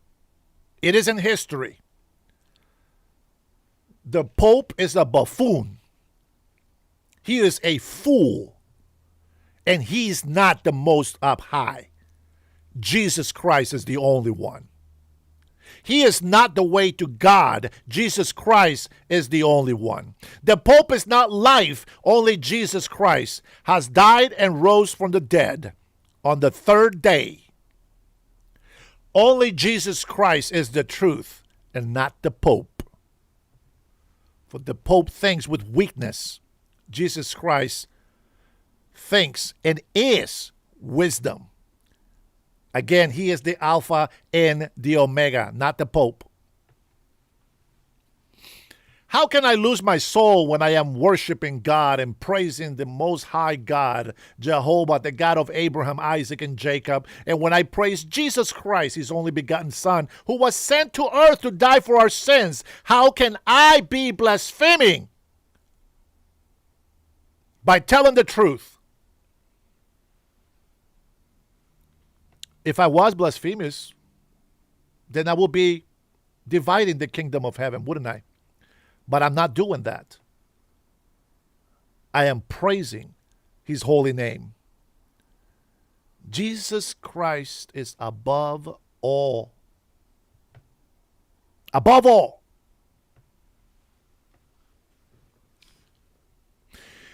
With that being said, Swalwell. Swalwell has done it finally. Now, one of the questions that I have is, okay, so he's out of the governor's race. I want him out of Congress. He should have been out of Congress when he got shagged by the Chinese spy. That's all I'm saying. There's a nasty-ass video out there of him having some sort of orgy. Such is the life in California. A lot of people that don't believe in God, or a lot of people that pretend to believe in God, they go out there and give themselves to this sexual immorality. It is the biggest sin that California has. Sexual perversion. If you're a Christian and you live in California, pray up. Find yourself. It's not good for any man to be alone. That doesn't mean go shag every single female you can find. No, it means get yourself prepared so that you can be a good candidate for a good woman that believes in God. You know what I told my wife last night? I told my wife Precious, and I told her, now guys, I can be a jerk. I can be an asshole. I really can. Some of you already got a taste. You know what I told my wife last night? I said, can you pray for me? Was it last night or the night before? It might be Saturday night. I said, pray for me. Now, my wife is not used to me asking her for prayer, but, you know, when she can pray, I pray, that's fine. But she's not used to me asking her for prayer. And I said, can you pray for me?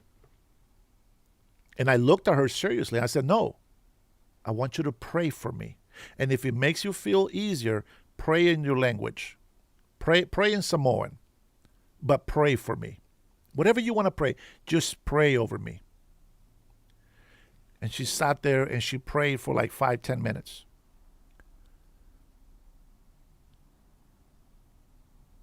I love that.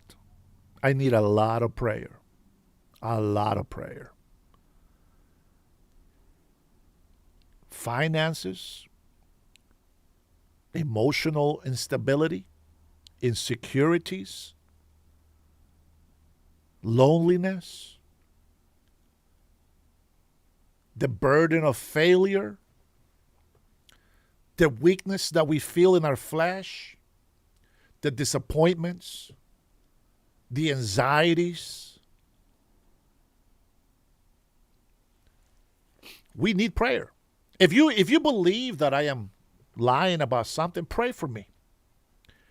If you really call yourself a Christian, instead of coming in here and just hating on me, this is how I know that you're demonic. This is how I know that you're demonic when you come against me. If you really believe that you're a Christian and I'm not, show me. But I know that you're not, because you can't show me. You know, you guys, everybody knows Melody here, right? Everybody knows about Melody, who I call Tyrone. Just give it a hard time. But, you know, Melody, I actually seen her pictures. Melody is actually, she's a very attractive lady with a very ugly ass soul that makes her look ugly. But I can tell you this. She comes in and she says, I am a good Catholic woman. Thank you, Pamela. I appreciate that. Thank you so much. Thank you to everybody that prays for me. I really mean that. Thank you so much.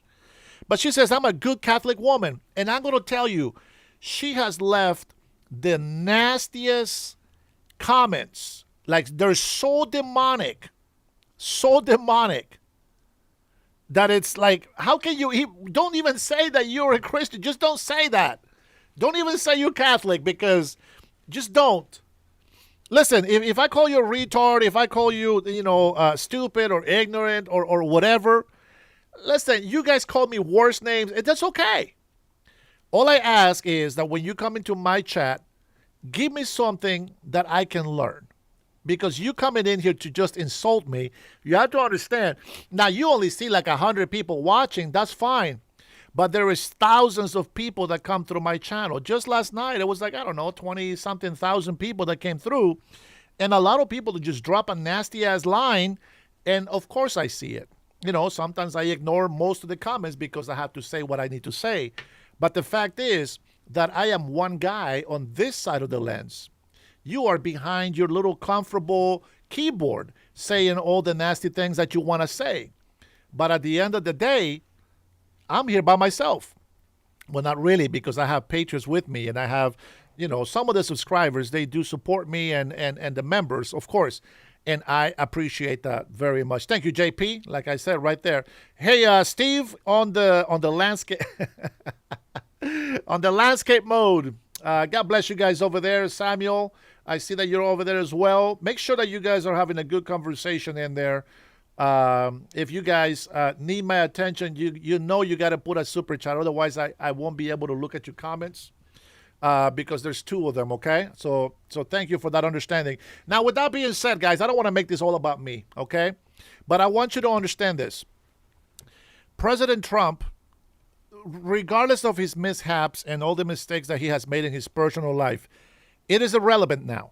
Okay, the guy, that he doesn't call himself a Christian. You guys already know this. Now, I believe that there is a chance for him to be saved as well, and I hope that he does get saved.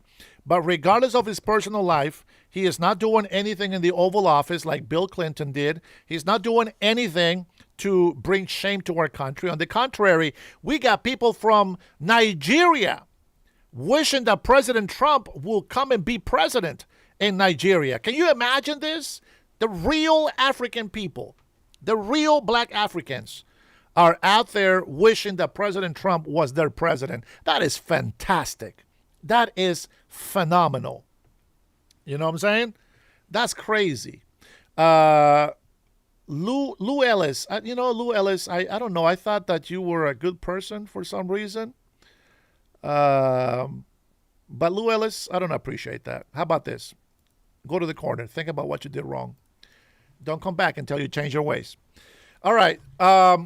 So Lou Ellis didn't understand the point that you can see me, I can't see you. Who cares about Nigeria? Well, God does. That's why he chose President Trump to be the president. You know what happened in Nigeria? There was Muslims killing Christians. You know what happened to those Muslims? Guess.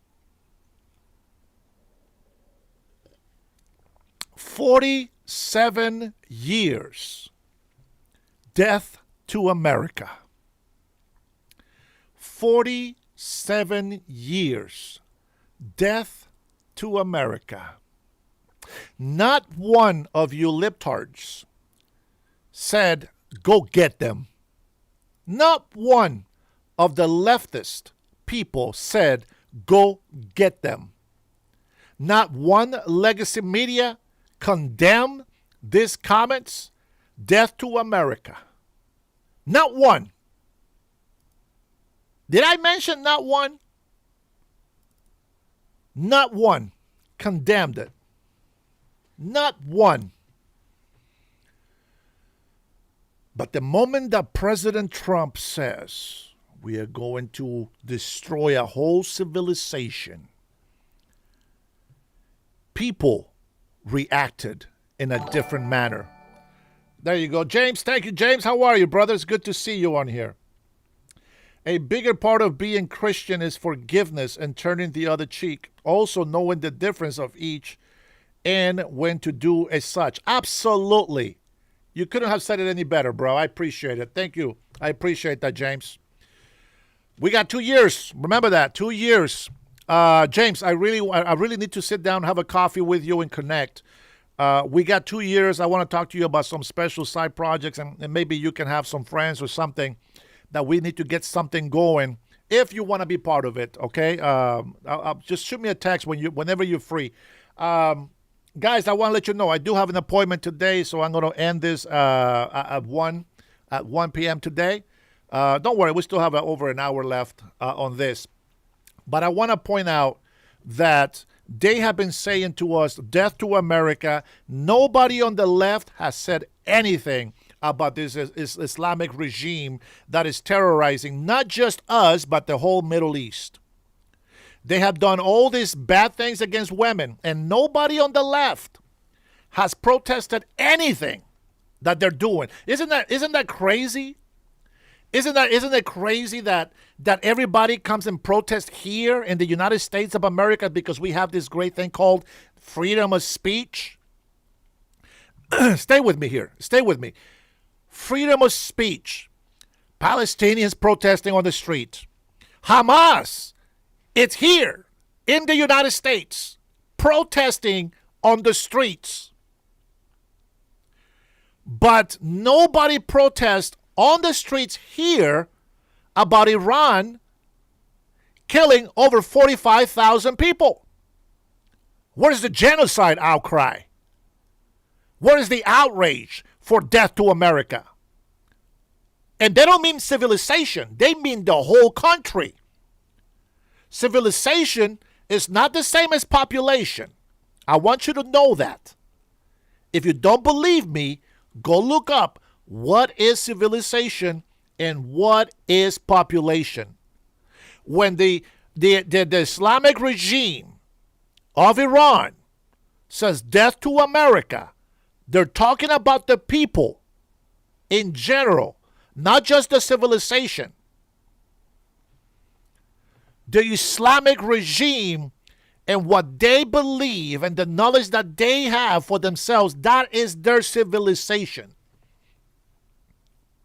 You can make fun of my accent all you want. That's okay. You're more than welcome to do that. But it's a fact.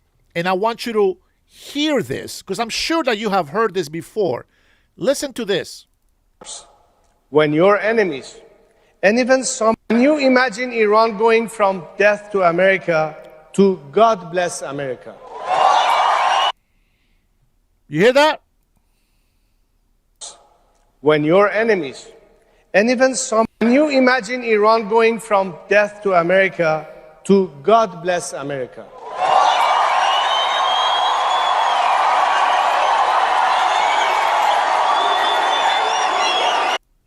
Why is that important? Why is that important? I'm going to show you so you know, of course, who it is. Your enemies. And even some. Can you imagine Iran going from death to America to God bless America?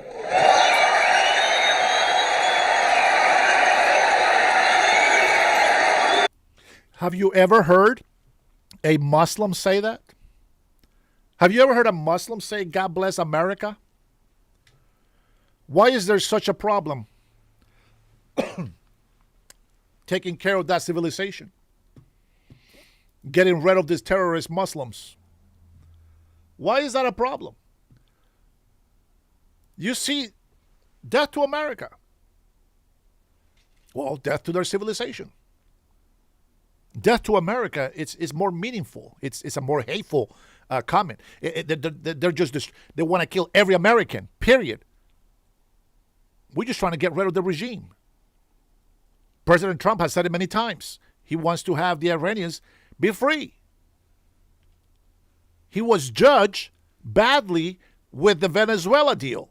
They were wrong, and he was right. They judged him about the drug boats. He was right. They were wrong. People don't like Israel. I get it. But that's because you hear all these negative things about Israel. You have to understand something. I'm not going to tell you that because they're Jews, they're going to heaven. Because I believe that Jesus Christ came for all of us. And if they don't accept Jesus Christ as the Lord and Savior, only God knows what's going to happen to them. But that's not for me to say. With that being said, why don't we go ahead and go back to Swalwell. This is a report from CNN, and I want you to understand something. God will punish our enemies. God will punish our enemies. If there is a million military Islamic regime that wants death to America, all million of them need to go. Because they don't have to do that. President Trump was very clear. If they just give up this nuclear dream of theirs, then we're good. No harm, no foul.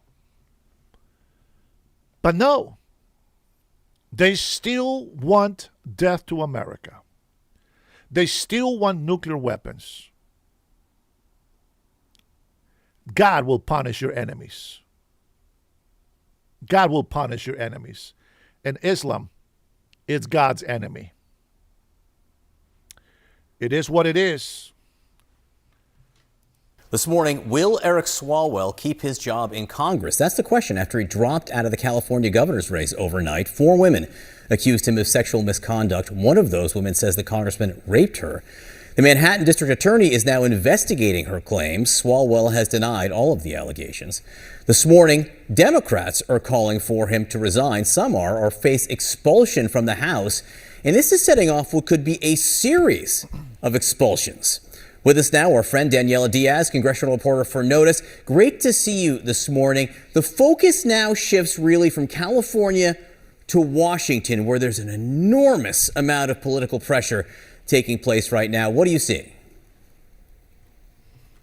Look, John, it's really to the credit of all these publications, including CNN, who were able to break the news about the sexual misconduct allegations that had been swirling about Congressman Eric Swalwell now for weeks. And because it broke on Friday, we've seen this onslaught of first all of his Democratic colleagues calling for him to drop his gubernatorial bid.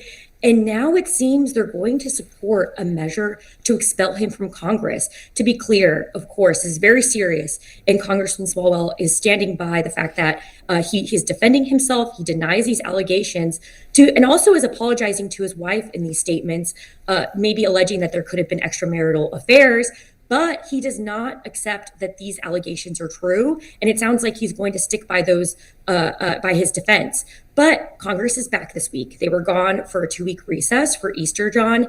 And tomorrow the House is back. And his Democratic colleagues, of course, including with Republican colleagues in the House, are going to move forward on a measure to expel him from Congress. Something that's only happened, John, about 6 times before in the history of Congress. The last member of Congress to be expelled being, of course, Congressman George Santos. How could we forget about him? But this is going to be major because on top of trying to expel Eric Swalwell, there could be also measures to expel Corey Mills, who's also faced allegations of sexual misconduct, and of course Tony Gonzalez, who we've covered extensively in the Washington D.C. media sphere for having an extramarital affair with a person who worked in his office, who then committed suicide. So this is going to be a very intense week on Capitol Hill as we see how the House members are going to react to this and how they're going to deal with Eric Swalwell, who is expected to be in Washington this week.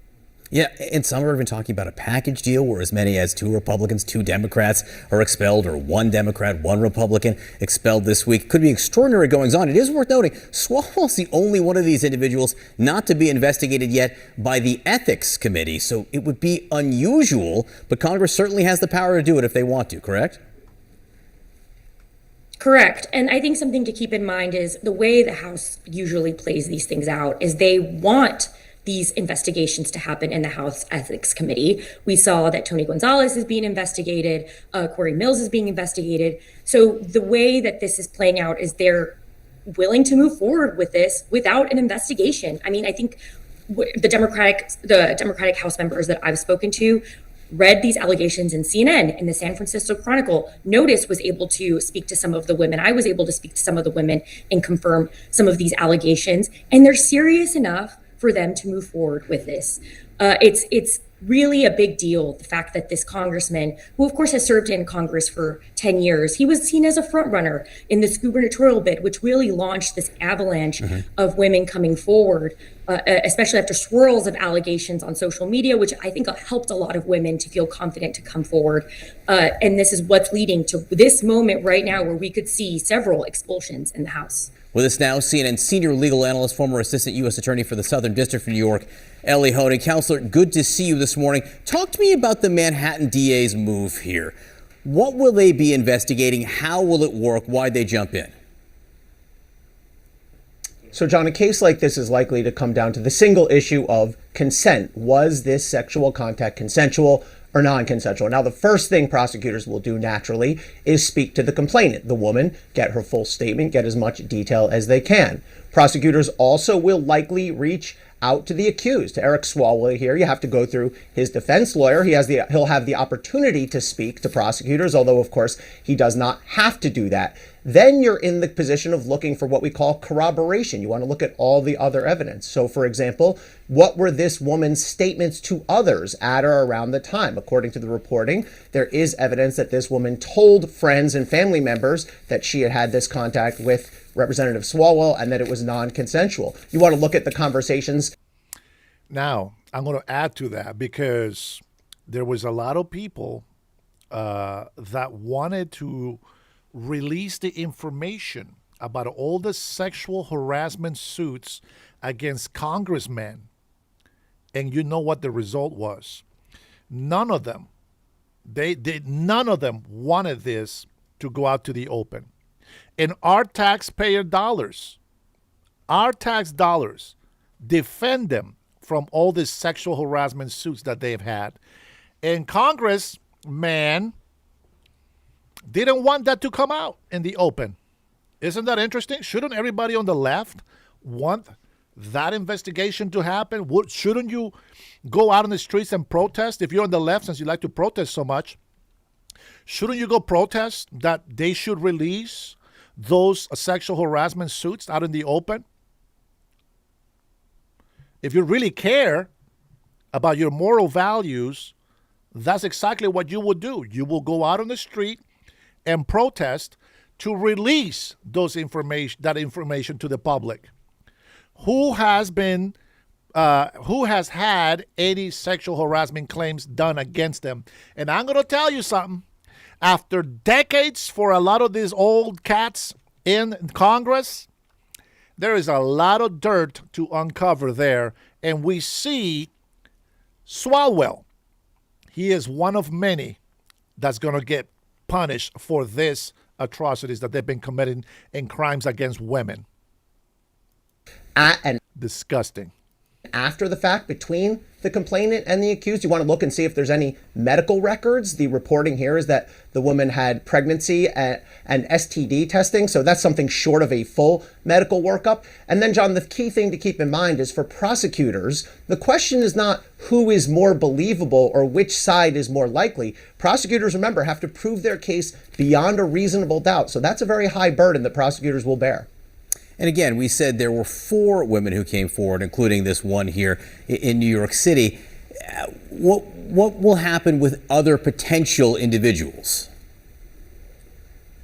Yeah, so the allegedly criminal conduct that the DA is investigating relates to one of the 4 women, but prosecutors likely will want to speak to the other 3 women who had other sorts of unwanted advances, photos, and texts and exposure from Eric Swalwell. Now, prosecutors have to be careful here, though, because you might be able to offer that evidence if this case ever went to trial as a prosecutor by saying, well, it establishes a pattern. However, judges and prosecutors can get in trouble if you bring in too much of this, what we call other bad acts evidence. For example, Harvey Weinstein had one of his convictions thrown out because prosecutors introduced and judges admitted too much of that other bad acts evidence. So I think if you're a prosecutor, you do want to speak to these 3 other women, but I think you want to be careful with how you use that evidence. So the other half of the intrigue surrounding the Swalwell situation is what happens in the House of Representatives. There may very well be a move this week to expel him, something that's almost never been done, though it has been done recently with George Santos here. So what are the exact rules here, and where does the Ethics Committee, which up until this point hasn't launched an investigation, where do they fit in?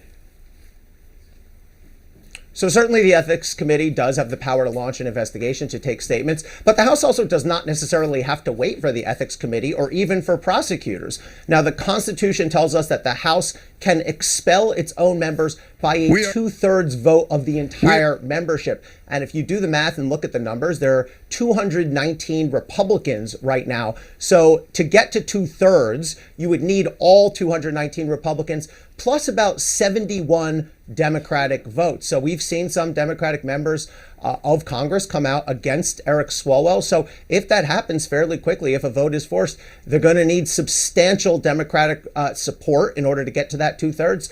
That'll be a political question whether they have it or not. All right, so the group chat is back. I wanted to talk about this. We've always cared about women. What are you talking about? What did you want us to do about the Epstein files? I know that's what you're talking about. But what do you want us to do about it? Let the courts deal with it. Why would you bring that up? If you care about women, you should just be happy that we are caring about these women. Do you know the only reason why you say that is because you are a leftist supporter. That's the only reason why you say that. You see the hypocrisy on that comment? I hope that you do. Let's see, what do we got? Jason Beatrice in the chat over here in the landscape. Okay, I'm glad that you guys are having a conversation over there. I got some of my patrons on my landscape mode, and then I got some over here on my portrait mode. Either way, I know that all of you guys can hear. So I want you to know the difference on this, okay? The difference is, hey, what's going on, Graham? I see you. The difference on this is that when it comes to President Trump being accused by the left of being in the Epstein files, the actual person that has come and said some allegations against him was a crackhead.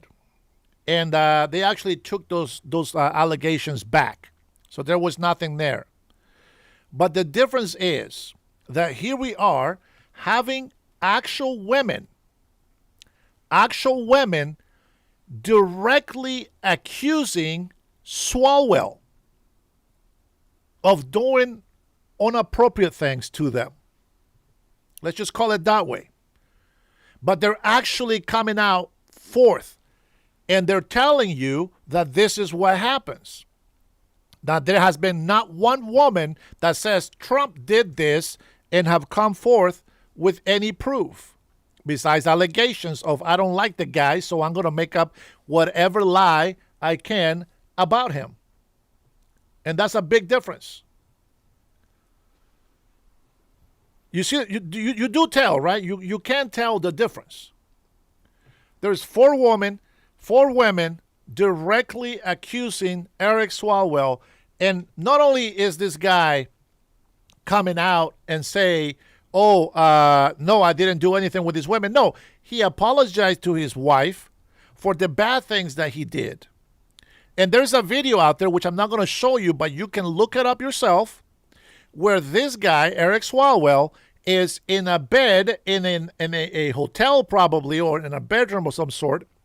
And there is a guy in the bed with him and the woman. That you can kind of see that she's a little nervous about being there in the first place. What's crazy is this is the behavior that you see a lot in California. That's just the way it is. It's a sexual perversion.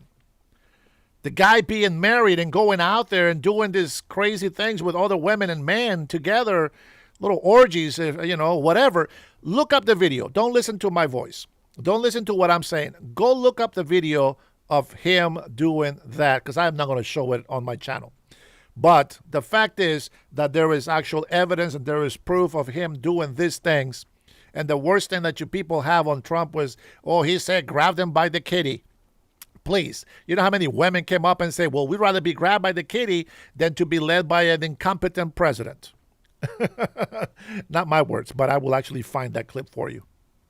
Because this statement came from Hakeem Jeffries. He said, following the incredibly disturbing sexual assault accusations against Congressman Swalwell, we call for a swift investigation into the incidents, and said that this is unacceptable of anyone, certainly not an elected official, and must be taken seriously. Ron, why do you think that Jeffries spoke so strongly in this case, where we have seen Congress be very reluctant to expel lawmakers with their tiny minority and majority lines? Well, there's a fundamental difference between the parties in the way they've handled sexual assault issues. I just look at the speed at which Swalwell unraveled and was forced out of the race with pressure from fellow Democrats. I mean, Donald Trump had 2 juries, in civil cases, adjudicate that he had committed sexual abuse, I think is the phrase under New York law, defame someone by denying it. And there was nothing like that on the Republican side, and that does not only reflect kind of views of elites. I mean, if you drill down into the way voters in each coalition view allegations of sexual abuse, it is quite different. But can I stop you here? The CNN reporting here, and I'm just going to CNN reporting here, and he has denied this. But from CNN, their report was that a former Swalwell staffer claimed that he raped her. What happened is what should have happened. I'm just saying it is striking the contrast between what didn't happen. I mean, the fact that Democrats actually investigating. You know what's the big difference here? Is the cell phone. Okay, Eric Swalwell, or Representative Swalwell, did a lot of this communication on Snapchat. Yeah. There's a lot of this talked about how he sent lewd pictures. And I think part of this and why he swiftly stepped down is because there might be a digital trail of some of this stuff that Donald Trump never had. And I think that makes it much harder for him to just say, oh, this never happened. I do think there's probably... There you go. They actually have physical evidence. You see the difference between having just an allegation, a hearsay. If there is no facts, if there is no proof, the case is dead. You got nothing. But that's the problem. Just because somebody's mentioned in a file doesn't make them guilty. Let's think about how Epstein actually had a lot of resentment towards President Trump or his friend Donald Trump. That them talking about him, them saying all these things about him does not make President Trump guilty of anything. But Eric Swalwell actually has mounting evidence. I mean, I'm telling you, look up the video of Eric Swalwell at a hotel with a girl and other people. I'm sure you're going to find it. probably a digital footprint. Yeah. And he is aware of that. That is where there's these are a lot of evidence of what Donald Trump did as well. 100%. But the point is, I think I hear her saying that Swalwell is also trying to get ahead of what could turn out to be explicit messages or photos, and you've had multiple women. It was instantly untenable for him to remain in the race. And based on these accusations, it should have been untenable for him to remain in the race. I'm just saying that, we are being reminded that we are operating in kind of very different political worlds. Let me add another thought then. Reflect not only the elected officials, but again, the electorates, the coalitions themselves. Republican Tony Gonzalez of Texas, also facing an expulsion vote. He's been accused of inappropriate sexual behavior with a staffer. I'm bringing this up just to counter your point that you may have a Congress looking at expelling 2 members. And 2 more. And I think that these allegations against Eric Swalwell put the focus back on Tony Gonzalez in a way that I think, as we're discussing here, it had moved away a little bit in the sense that you also had a recess. They're coming back. This is squarely on the focus now. You have lawmakers who are getting asked about it on television. Republican lawmakers who were saying on television yesterday, yes, I think both of them. You have Byron Donalds, who's running for governor in Florida, but Democrats as well, who are being faced with this question. Is it because it's 1 for 1? Like they're not worried about losing? Well, but I'm saying with the recess, there were accusations against various lawmakers that there was a little bit of a break. Now they're all the focus is squarely back on these things. But I did want to also raise another point about the environment that we're in currently, which is the Jeffrey Epstein environment. Ro Khanna brought this up yesterday and made the point essentially that for Democrats who've been out there and have been really vocal about the Jeffrey Epstein allegations, this now comes front and center for them. And Pramila Jayapal, a point she raised is, what does it say to staffers across the Capitol if we don't do something about this, about these allegations that we seem to think as lawmakers that this is how bosses should just treat people who work on Capitol Hill? And so I think that's something that's really on the mind of lawmakers. Meanwhile, it's worth mentioning, at least just in passing, that the California governor's race was a mess and a muddle before this happened. So like mess and a muddle squared is now what you're dealing with. In a state where Democrats are probably going to win 60 to 65% of the general election vote, they do not have a clear candidate who is, in position to claim a piece of those top two finishes. I mean, there are more Democratic votes. And I really think that they need to grab every single congressman that has had any lawsuits, whether they were settled, especially if they were settled, about these allegations. But here, I'll go ahead and play a small little part of the video that we had on Leftists Losing It. I don't want to play that actual video because I don't want to play it. But check this out. This is Eric right here. This is Swalwell right here trying to pull her back. And there's another guy here to the right of them.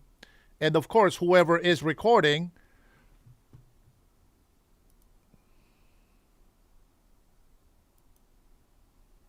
And there is another woman in the back.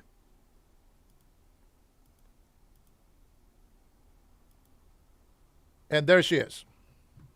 Not the woman, obviously, but mounting evidence that they're just shady people like that, but yet the leftists want to convince you that President Trump is the worst human being on earth. And Eric Swalwell has been very vocal about judging President Trump, and he has been barking very loudly in Congress because he knows that there is other people in Congress doing what he is doing. And I think that having this woman come out now, better late than never, they need to go and investigate everybody else that has had these sexual harassment suits. And I hope he gets kicked out of Congress. Everybody that is guilty of this sort of behavior needs to be kicked out of Congress, and we don't want to see them again. They either go do the jail time or they just get kicked off Congress. We don't want to see them serving in office. They don't deserve it. They don't deserve to represent the people at all. That's just my belief. Now, for some of you guys, if you guys know that, my channel, I have not changed my views. I have not changed anything of my beliefs. Everything that I've said has always been truth, and it has been proven to be truth. Now, the fact that my channel slows down, that's something different. If my channel's growth has slowed down, it's always the same, and I have been doing this for about 8 months now, maybe 9 months now. And, I am very thankful of all the people that actually have subscribed, and even those who have taken the next step and become members to support me monthly. Some of them, sometimes people, they just support me for a month. That's okay. It is not mandatory to support me, but I will say this. I appreciate every single one of the members that supports me in that manner. It does mean a lot to me. And so let me just go ahead and say thank you to those of you who have been supporting my channel. I really appreciate you. And of course, the list is going to change in due time. But before that happens, I want to say thank you so much. Hit it. There we go.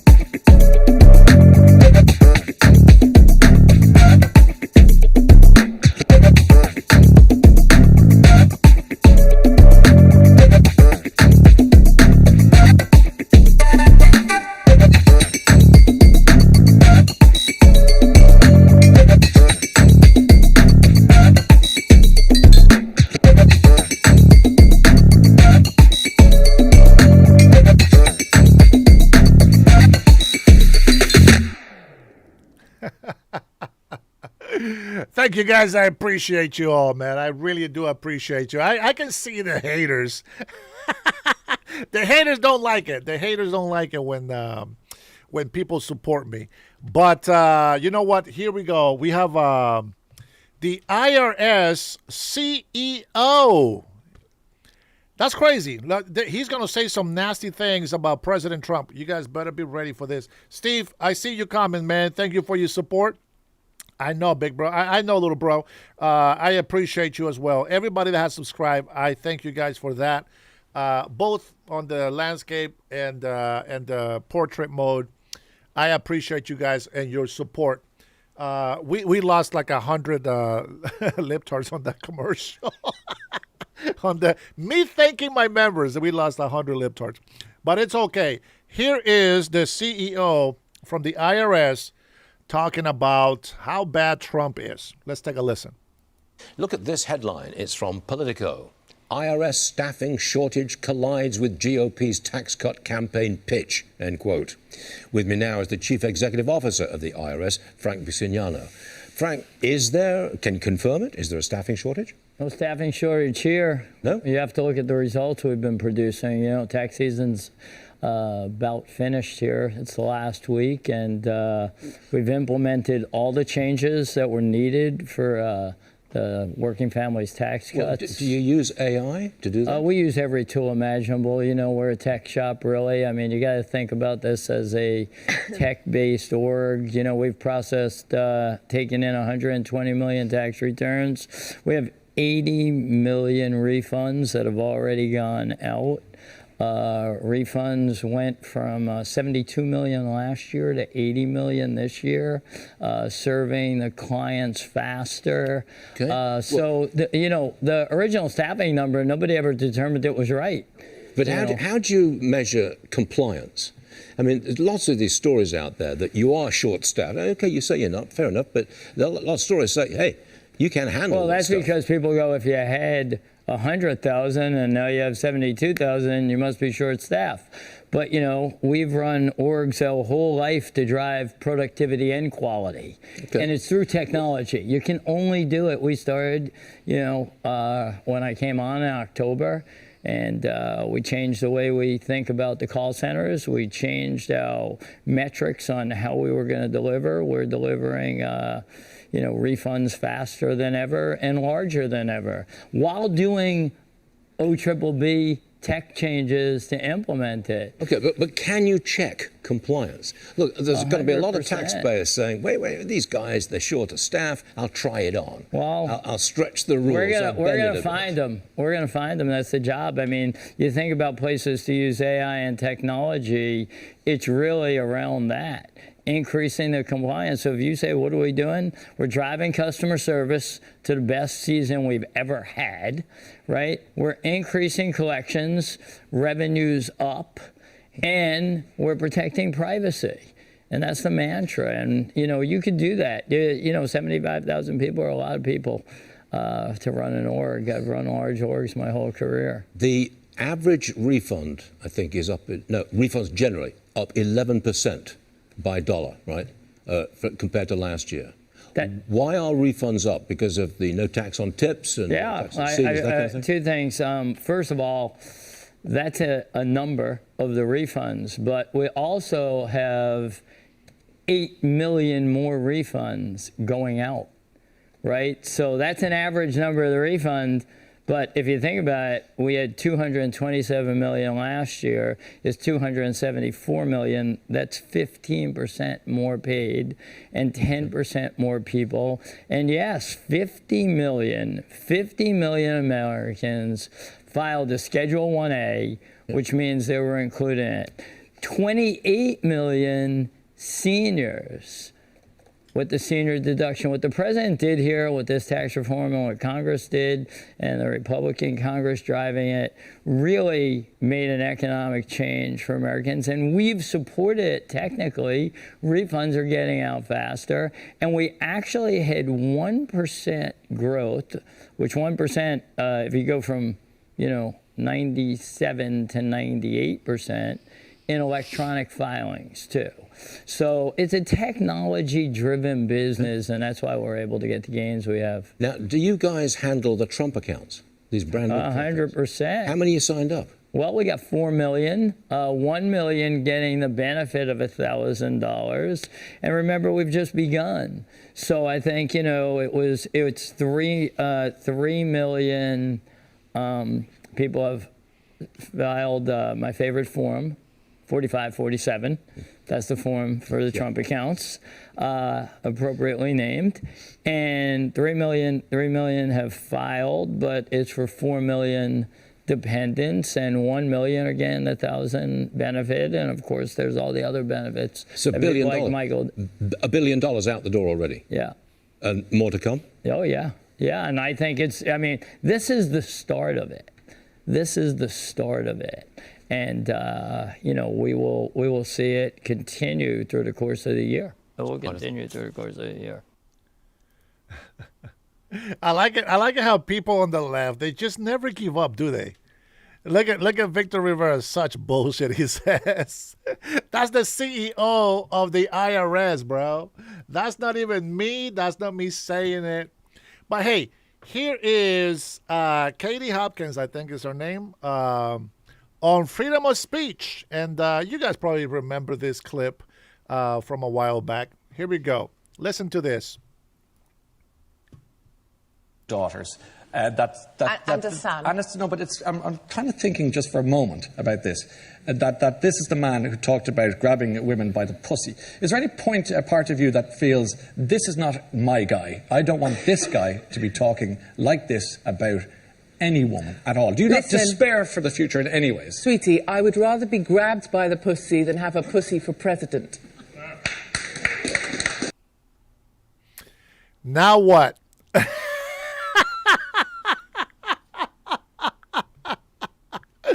That's a woman saying it right there. Respects. Respects.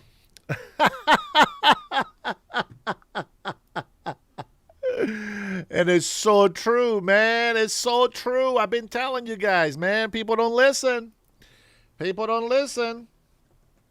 Let me see if I can find, let's see.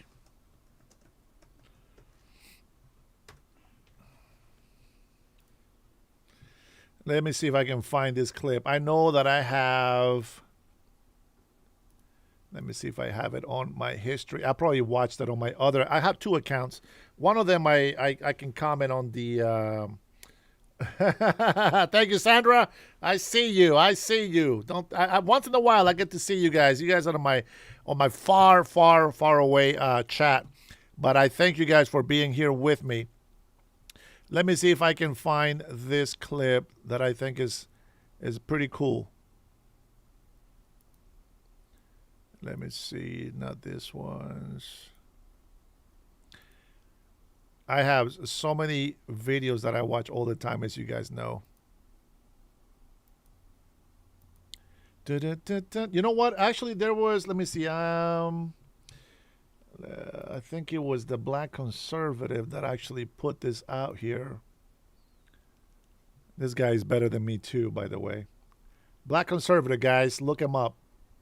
Let me see if I can find the clip that he shared. The Black Conservative. Let me see. Where are you? Where are you? Where are you? What is this?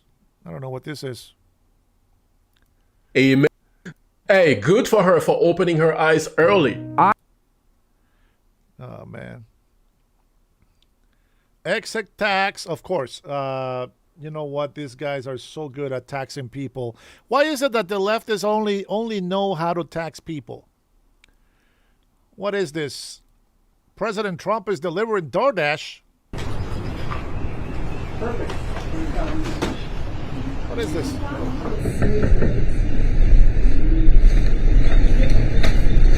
Hello, nice to see you. Nice to meet you. I have your DoorDash order for you, Mr. President. Oh, that's very nice. Look at this. This doesn't look staged, does it? They're all your favorites. That's right. These are good. DoorDash is doing a good job. Which So, part? the reason for this is the fact that I heard you picked up an extra $11,000 that you didn't get because the tax bill was so big. The refund was the biggest you've ever had. Is that a correct statement? It definitely was. Yeah, I saved over $11,000 by not having to claim. Was that surprising to you? It was very surprising. Very It's the surprising. great big beautiful bill. And that doesn't include overtime in your case. This is only just based on what we did in terms of every other aspect of the tax bill, right? Yes, sir. So it was 11,000 saving. Yes, sir. Isn't that incredible? And that's what it is. The tax cut, it's really, you know, we call it the great big beautiful bill. We should call it the great big beautiful tax cut bill because it's tremendous amounts of money. And that's overtime. That's also on Social Security, as you know. Yes. And it's pretty amazing. Yes, it is. Well, you're really nice. Would you like to do a little news conference with me with these people?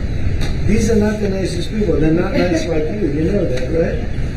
I'll do whatever you ask me to do, sir. So the no tax on tips is something special, right?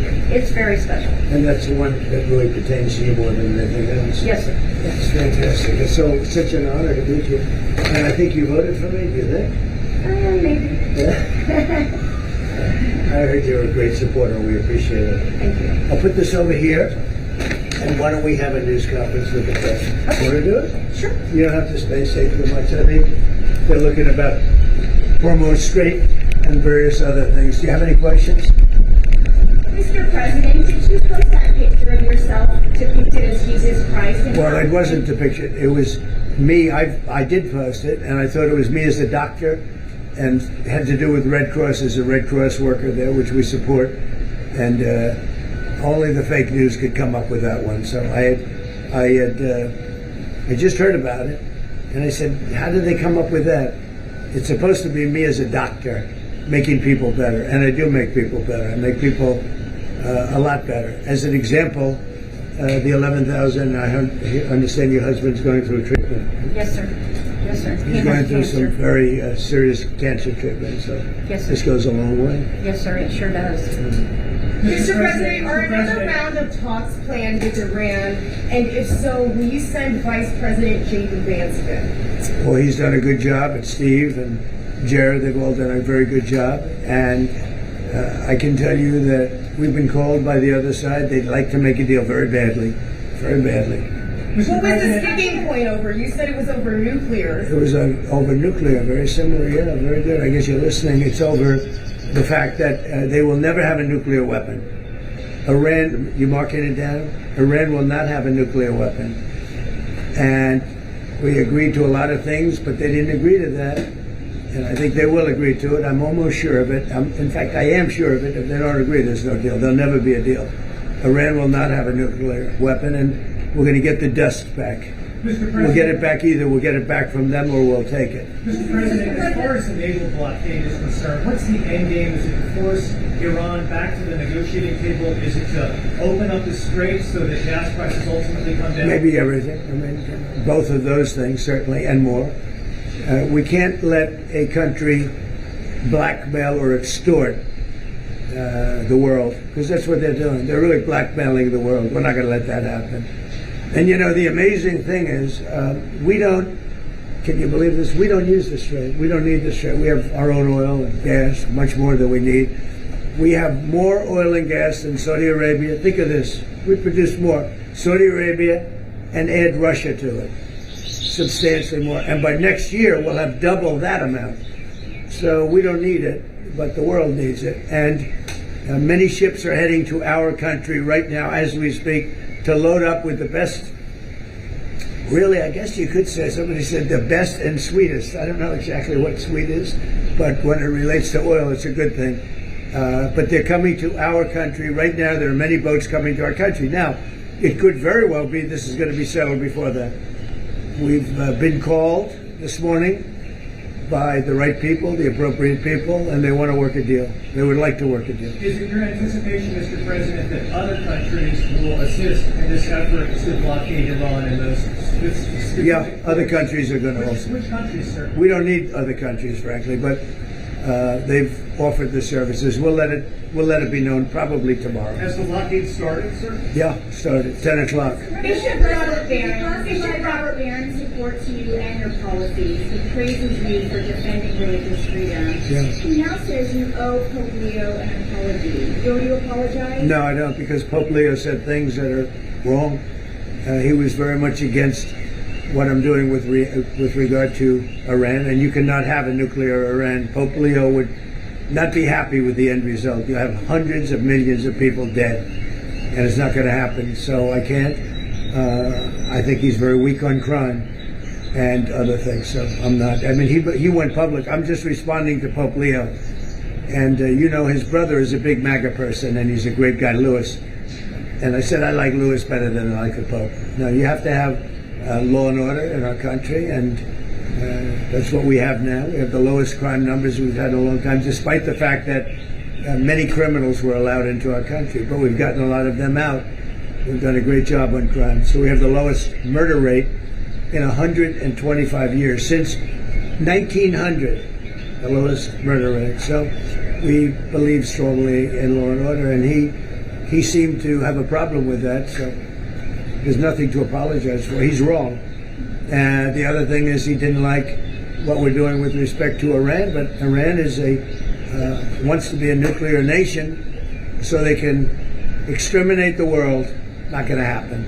Mr. President, on Iran, if the deal is not reached by the end of the ceasefire, does your threat from before still stand? Yeah, I don't want to comment on that, but it won't be pleasant for them. Let me put it that way. Do you still plan to target toll to use the Strait of Hormuz? Has your timetable changed in any way in terms of ending this conflict? No, it's going on. Just right now, there's no fighting. Right now, we have a blockade. They're doing no business. I didn't like seeing boats come out if they were doing business with Iran, but if they weren't, no boats came out. So now Iran is doing absolutely no business, and we're going to keep it that way very easily. Don't forget, their Navy is gone, their Air Force is gone, their anti-aircraft is gone, their radar is gone, and their leaders are gone. It's a lot. Do you still want to charge coming from predominantly going to China, Mr. President? Has Xi Jinping reached out and maybe? No, but we have a very good relationship with China. He would like to see this ended also. He certainly wants it ended. Everyone, I want to see it ended too, but we can't give a nuclear weapon to a group of people that have caused nothing but havoc for 47 years. Look, I'm the president that's done something about it. This should have been, and many other presidents regret that they didn't. You know, so I'm doing something. The Ukraine impeachment documents that were just declassified show that Eric Charamella not only submitted false information, but that he had no direct knowledge of the alleged conversation. It was all hearsay. Do you feel vindicated by those documents? Yeah, I do. They're a bunch of crooked people. You're talking about with respect to all of the things that they put against me. Yeah. Well, it's come out that in so many different ways. Thank you very much for that question. I appreciate it. But in so many different ways, the election was rigged. The 2020 election was rigged. We found that out. What you just said is just a piece of that. It's a big piece, but minor, relatively speaking, compared to what they did. They cheated on the election. They cheated on the vote. And they cheated in every way possible. And it's the only way we got an incompetent man to be a president. And he was an incompetent man. Many of the things that we're talking about, even including this would have been settled a long time ago, not now. And it should have been settled by other presidents. But the election was a rigged election. We can't let that happen to our country. It's concealment of exculpatory information. What should happen? Well, it's a very serious charge against them and the Democrats. They cheat. They can't get elected with their policy. So their policy is no good. They want to have, open borders. They want to have men playing in women's sports. Do you think that men should play in women's sports? I really don't have an opinion on that. You don't? I'll bet you do. No, I'm here about pizza. attacks on tips. Yeah. Mr. President, even though your name is in the White House before understanding this. Yeah, go ahead, please. Thank you, Mr. President. Is it your understanding that during this period of time while the U.S. has instituted this naval blockade, that oil companies will be able to send their oil tankers through the strait, get more oil out from this area? Yeah, I think they're going to be doing very well there, and I think they're doing very well here. You know, a lot of tankers are coming up here. They're coming in empty and out full. And we have a great capacity to take care of that business. Ma'am, may we know your name, please? Have you delivered to the White House before? I have not. My name is Sharon Simmons.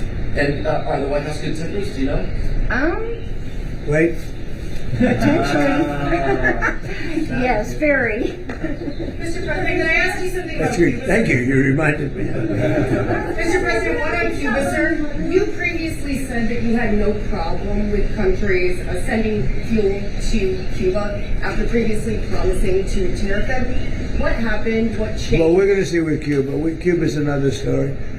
Cuba's been a terribly run country for a long time. It's got a bad system.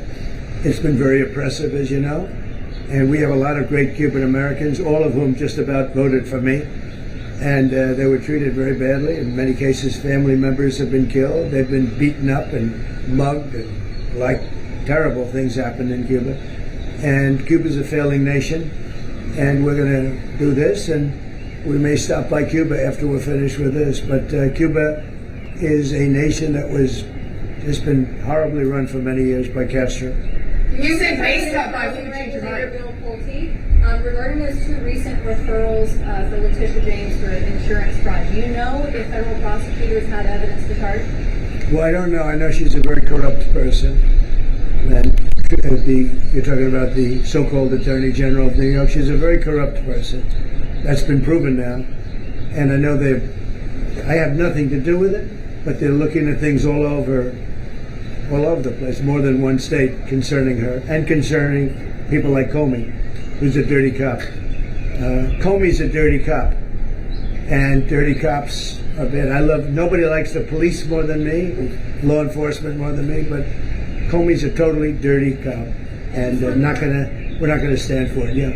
The UFC fight that's happening at the White House this summer, UFC typically numbers those fights consecutively, but should they label this one UFC 1776? That's a good idea. I'll tell that to Dana White. I like that idea. I will say I've been involved with a lot of big events. I've never had an event that's had more interest in the UFC fight that we have right at the front door. Right there, they're going to start building about a 4,500 seat arena. And then in the back, at the Ellipse, we're going to have maybe 100,000, 50 to 100,000 people. I guess they're building tremendous stages, and you're going to have massive screens of the fight. And it's a very popular sport. But I have never been involved because of the White House and everything. There's a lot of reasons for it. But we're having a fight at the White House on June 14th, and we're going to have an arena built right at the front door. And if you want, is your husband up to coming? Do you think? Does he like UFC? He might. If he's feeling good, we'll make sure you come. Okay? That would be wonderful. That's Thank better you. than the tip I just gave you. That's a lot better. But no, if he's feeling good, right? Yeah. Is he doing okay? Is he going to be okay? He's doing very well. He's doing very well. He actually, during the process, he wrote a book. And Go ahead, give him the name. Maybe it's... he hasn't had it published yet, but it's a book on humility, and his name is Leo, and he's just good guy. Doing good. He's doing great. How long are you married? We have been married for 6 years. Oh, but we've, like most people, we've been together for over 10. So that's very good. Yeah. Well, that's very nice to say hello to him. He's going to be good.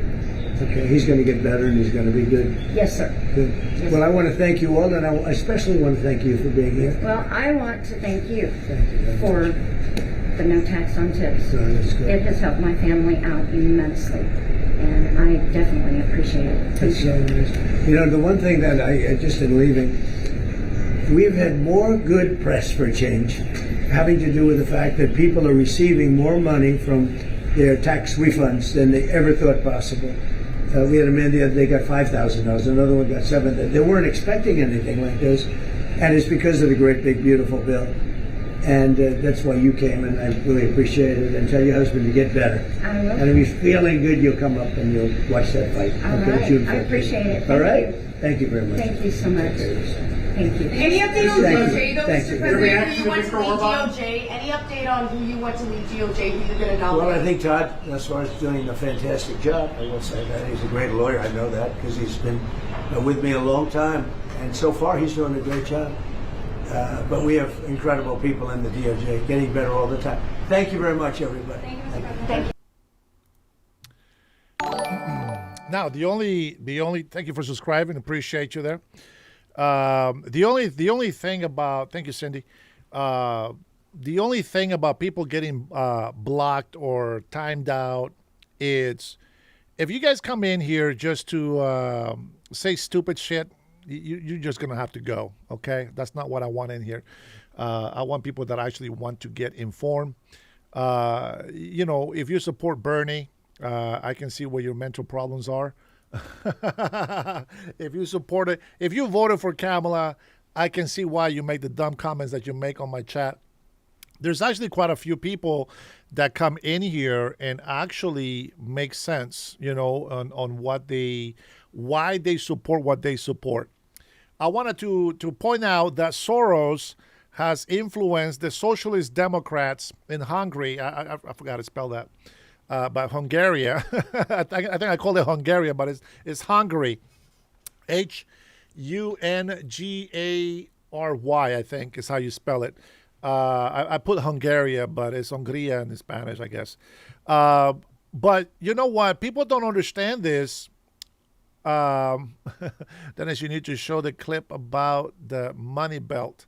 I don't know what that one is, Lisa. Maybe you can remind me. But you know what the thing is? The reason why I mentioned that is because change is happening around the world. And it's almost like, like the ice age, right? We're still melting from the last ice age. And temperatures get hotter in some places than they normally would. For example, right now it's kind of the summertime in Honduras, and it has been raining. And that's just how it is. But in politics, it's the same way. A lot of places where maybe a socialist was dominating, lucky for the people in those blue states are seeing how deteriorating it is to have socialist Democrats in power, that they're making different decisions in the way that they vote. The problem is that, these socialist Democrats, they have been stealing your money, and they have been putting this money to work overtime so that they can stay in power by lying to you, by telling you all these negative, fake things about President Trump. This whole thing in Iran, I'm going to tell you something. It is for our benefit to do what we're doing. And I really believe that. And I think that, while President Trump doesn't want to promise that this is going to end next week anymore, because he sees the reality of how things can become very complicated, no president ever goes and does anything knowing exactly what's going to happen. And we can have the best intentions and we can have all of these things happening, but at the end of the day, reality will set in and only the strongest will survive. So we are not here to just be Christians that turn the other cheek. That's not what the message means. It just means that we're just going to strive to continue to be better, but that doesn't mean that we're going to be pushovers.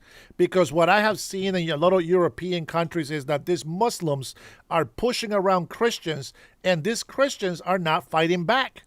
And the Muslims are taking advantage of that. And a lot of these Christian nations are losing their countries, and they're being conquered little by little from within, without bombs, without weapons. They just go out there and they go and, unfortunately, they go and rape women, raping the innocent little girls, and they get away with it.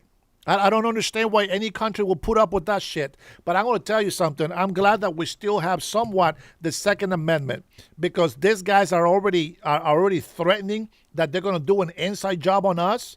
Well, I'm going to tell you something. I pray to God that it doesn't happen, but I'm going to tell you, every single one of you Americans have the Second Amendment right. I urge you to go and make sure that you get weapons to defend your home, because these people have no mercy. They are not a Christian nation. These people are here to destroy and kill all infidels. That just means anybody that doesn't practice Islam and does not support Sharia or the jihad. So I want you to understand what is at stake. If you see every blue state, if you watch this, if you look at the blue states and the red states, I'm not going to tell you that the Republicans are doing a better job, because some of them are not. I'm not telling you that they're the best people, because some of them are not. Hey, Cool Cat Renee, good to see you. But I'm going to tell you something.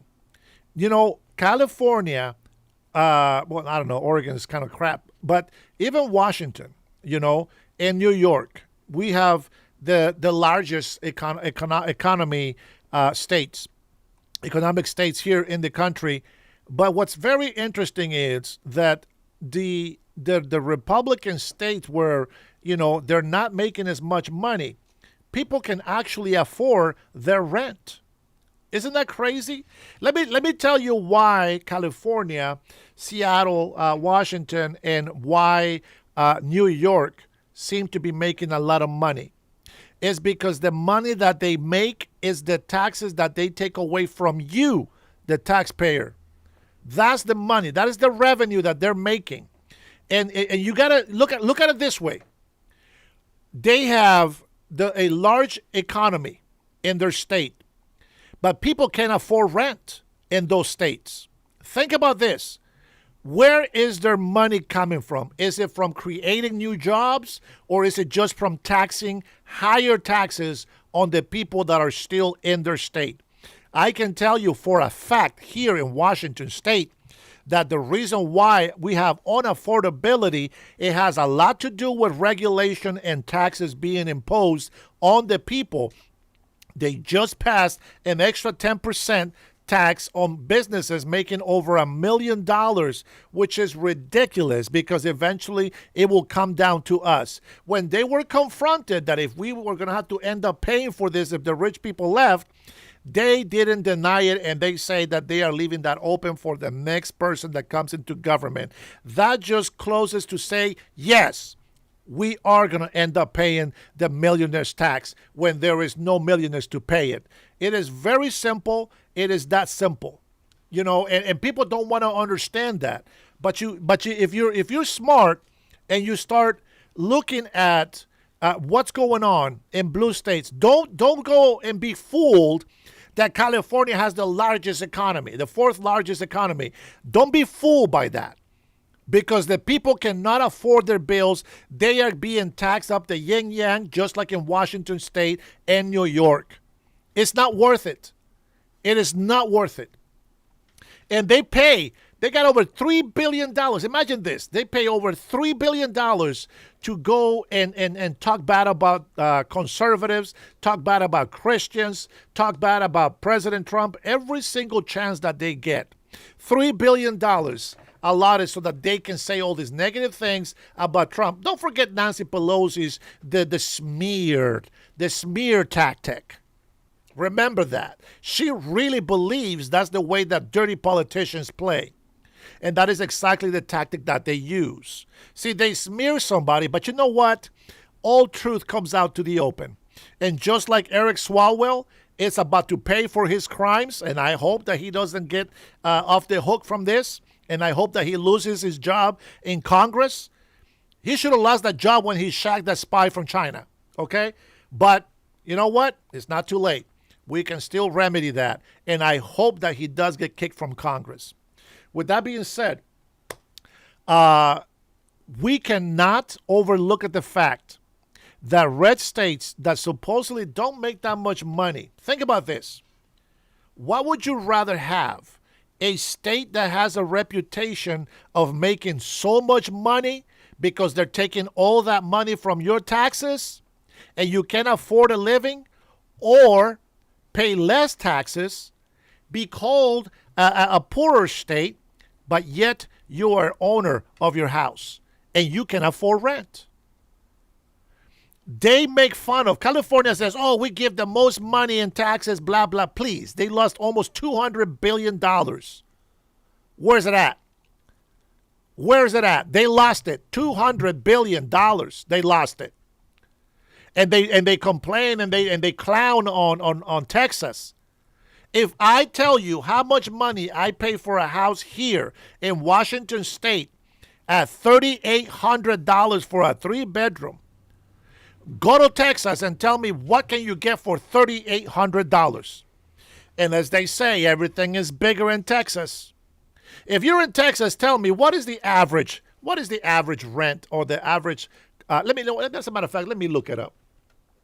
Average housing cost in Texas. Should we just make it more? Yeah, and let's just say Texas and see what we get. Let's see.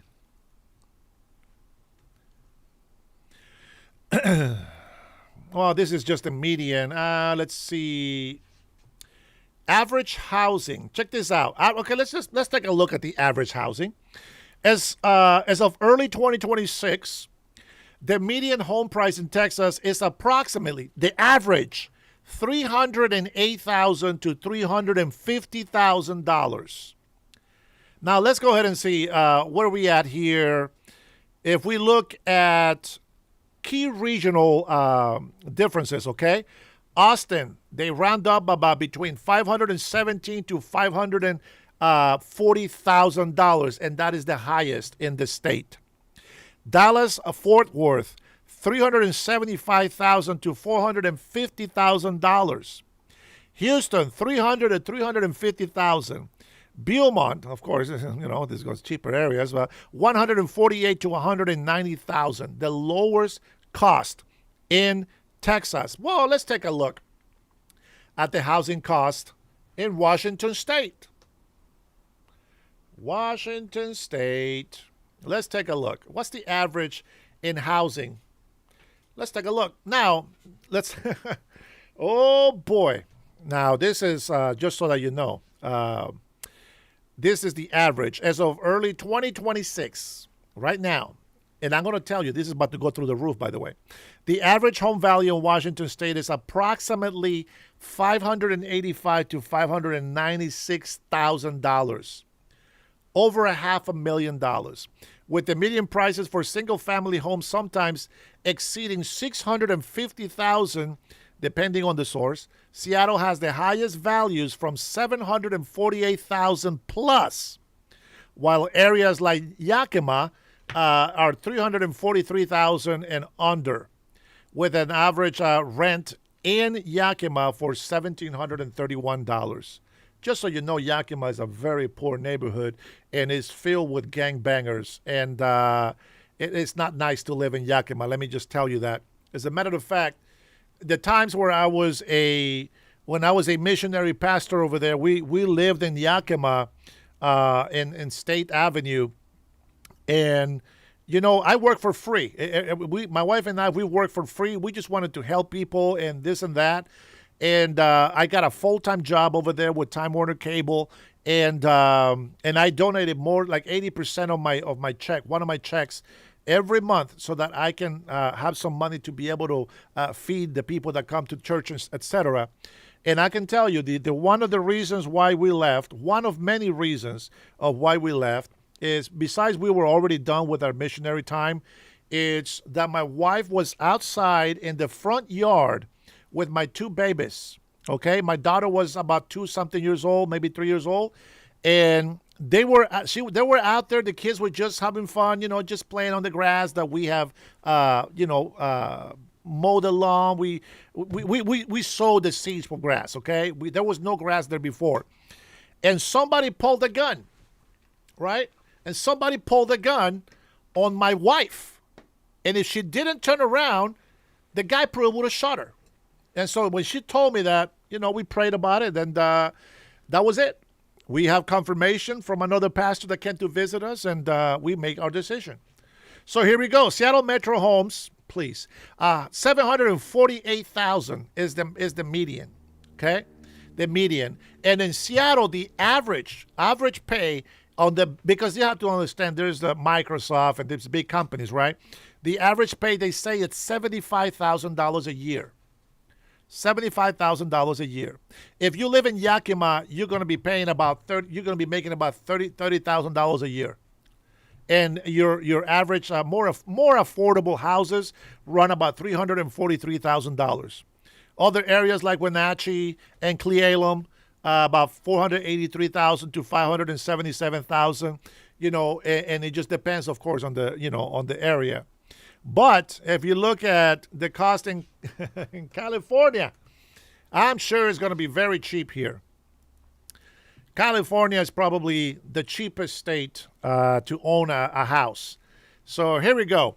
As of early 2026, the median home price in California is approximately $800,000 to $900,000.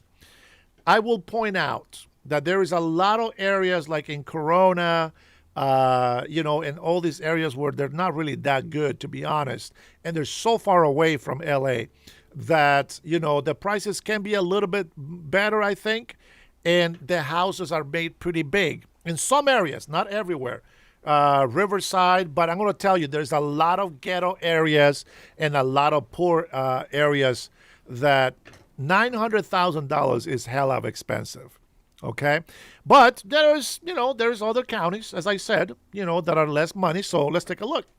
The median home price, statewide median, often falls statewide. This is going to be a median from the poorest to the most expensive. Excuse me. It falls between $800,000 to $900,000. Okay, now this is early 2025. Regional differences, its coastal areas are significantly higher. Of course, we already know this. San Mateo County exceeding $1.9 million, in Santa Clara County over $1.7 million, while inland areas like Lassen County can be below $300,000.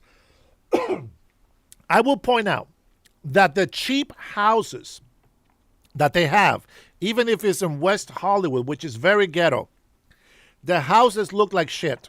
They look like rat holes. It's just a horrible place to live.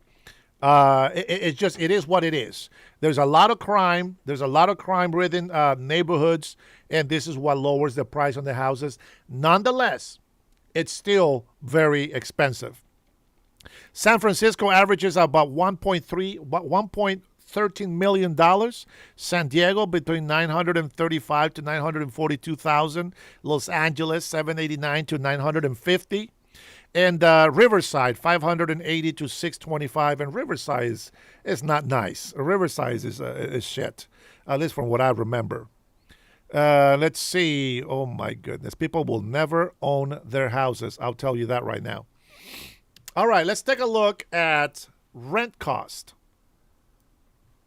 Average rent cost in California. This should be nice.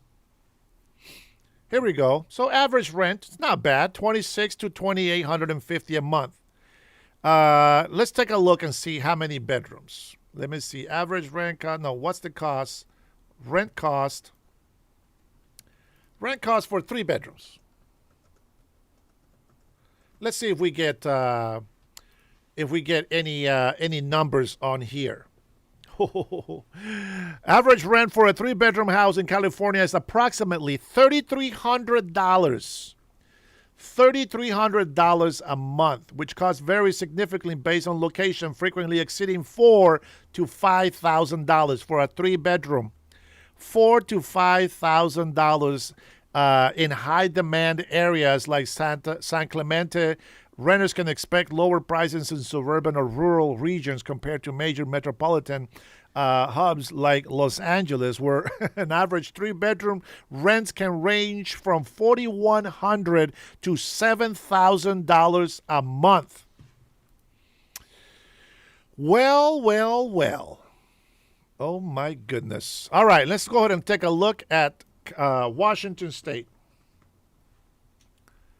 Average 3-bedroom, because, you're going to have that, right?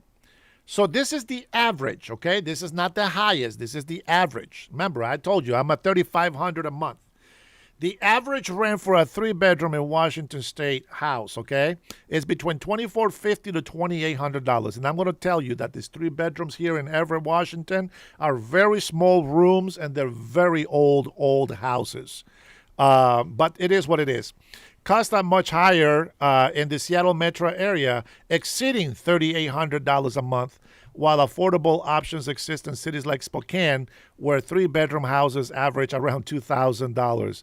And Spokane, again, not the best location. I get it. I will tell you, in downtown Seattle, I was leasing a 1-bedroom apartment, 1-bedroom, for $3,800. A 1-bedroom. So this is not the highest price for rent. Now let's take a look at Texas. Everything is bigger in Texas, they say. And I think maybe the rent is just as big. Let's take a look. As of early 2026, the median rent homes in Texas, oh my goodness, approximately $1,800 per month. That, my friends, it's a fair price for a 3-bedroom. $1,800 a month for a 3-bedroom house. And specifically costs vary widely based on location, with major metros like Austin and Dallas typically exceeding this median, with suburban and rural areas which may fall below it. Dositos in the house? Let's take a look. I saw Dosito in here. Richard Nixon lived in San Clemente. My dad owned 2 liquor stores in San Clemente. That's where he made his money from. Congratulations, man. You're a family of business people. That's fantastic. How he do that, donating 80% of his pay? You talking about the church when I was in church? Well, because that was 80% of one of my checks, not my whole paycheck for the month. So the church didn't pay me, and they allowed me to stay in this old broken down house, which, by the way, is a 2-story house, but we didn't use the 2nd story because the windows were broken. And so, we didn't put any plastic or anything, but because the wind will just always break it in. It gets really windy in Yakima. And so, and we were only there for 1 year. And so the winter was really bad. And, we would sleep on the floor downstairs on the bottom floor. And the bottom floor had a 1 bedroom. But since we have our 2 kiddos, we just throw the blankets on the ground. And we slept there with our 2 kids in the living room. I was so blessed to have my little children, with me. It was a very humbling experience, but you know what? We loved it. Eventually, we were able to save a little bit of money. And it was an abandoned house. Well, abandoned as in nobody was taking care of it. But it belonged to the church, so they allowed us to use it. And, we painted this room, and, we went and got a bed. And, we still we still slept in the living room. We had like guests come and stay with us, and we let them have our bedroom.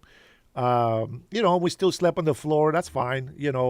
That's just the way that we have been putting up through life. But you know what? We believe our rewards are not here on earth. We believe our rewards is up in heaven, and that's what we live for. So everything that we work for is going to be for our future life after this temporary life that we live in. But $1,800, I think that's very fair for a 3-bedroom home.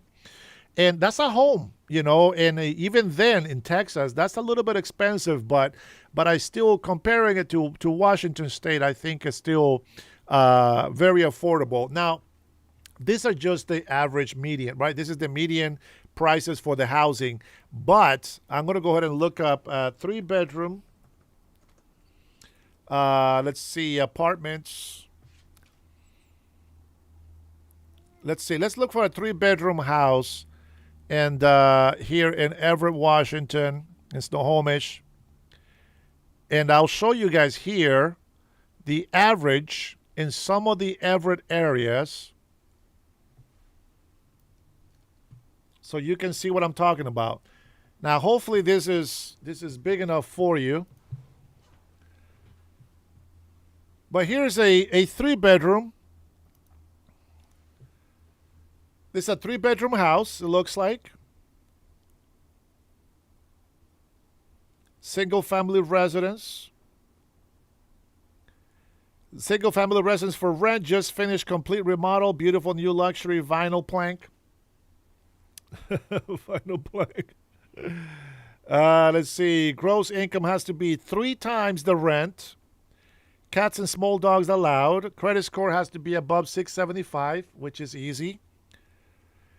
And there it is. Oh, it's 3 bedrooms, 3 bath, 1,600 square foot. That's actually pretty big. $3,400. That's what I told you. We're at $3,500 here. But, that's about the price. And this looks a lot smaller than the house that we live in, to be honest. There's a kitchen. Kitchen is remodeled. It looks nice. I like the kitchen. I hate narrow hallways, but it still looks nice. I like the plank. The plank is beautiful. Nice fireplace. Good spot for a small-size TV. It's a great idea to have that, but the TVs are too small to fit in there. Most likely, you can have an arm to pop it out and have a bigger TV. It's still fantastic. You get your cable hook up in there, a couple of outlets for the cable box and your TV, etc. Very nice. I like that. Probably the 3rd bathroom. Bathroom downstairs, yeah. This is the upstairs. Washer and dryer. Very good. Bedroom. Not bad. Smaller bedroom. Master bedroom.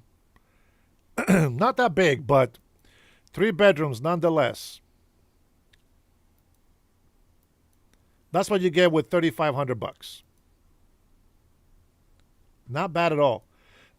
So if we go to the next one, back to listings, back to search, and we go to, some of these are probably smaller houses, but here's one for $2,800. That's not too bad.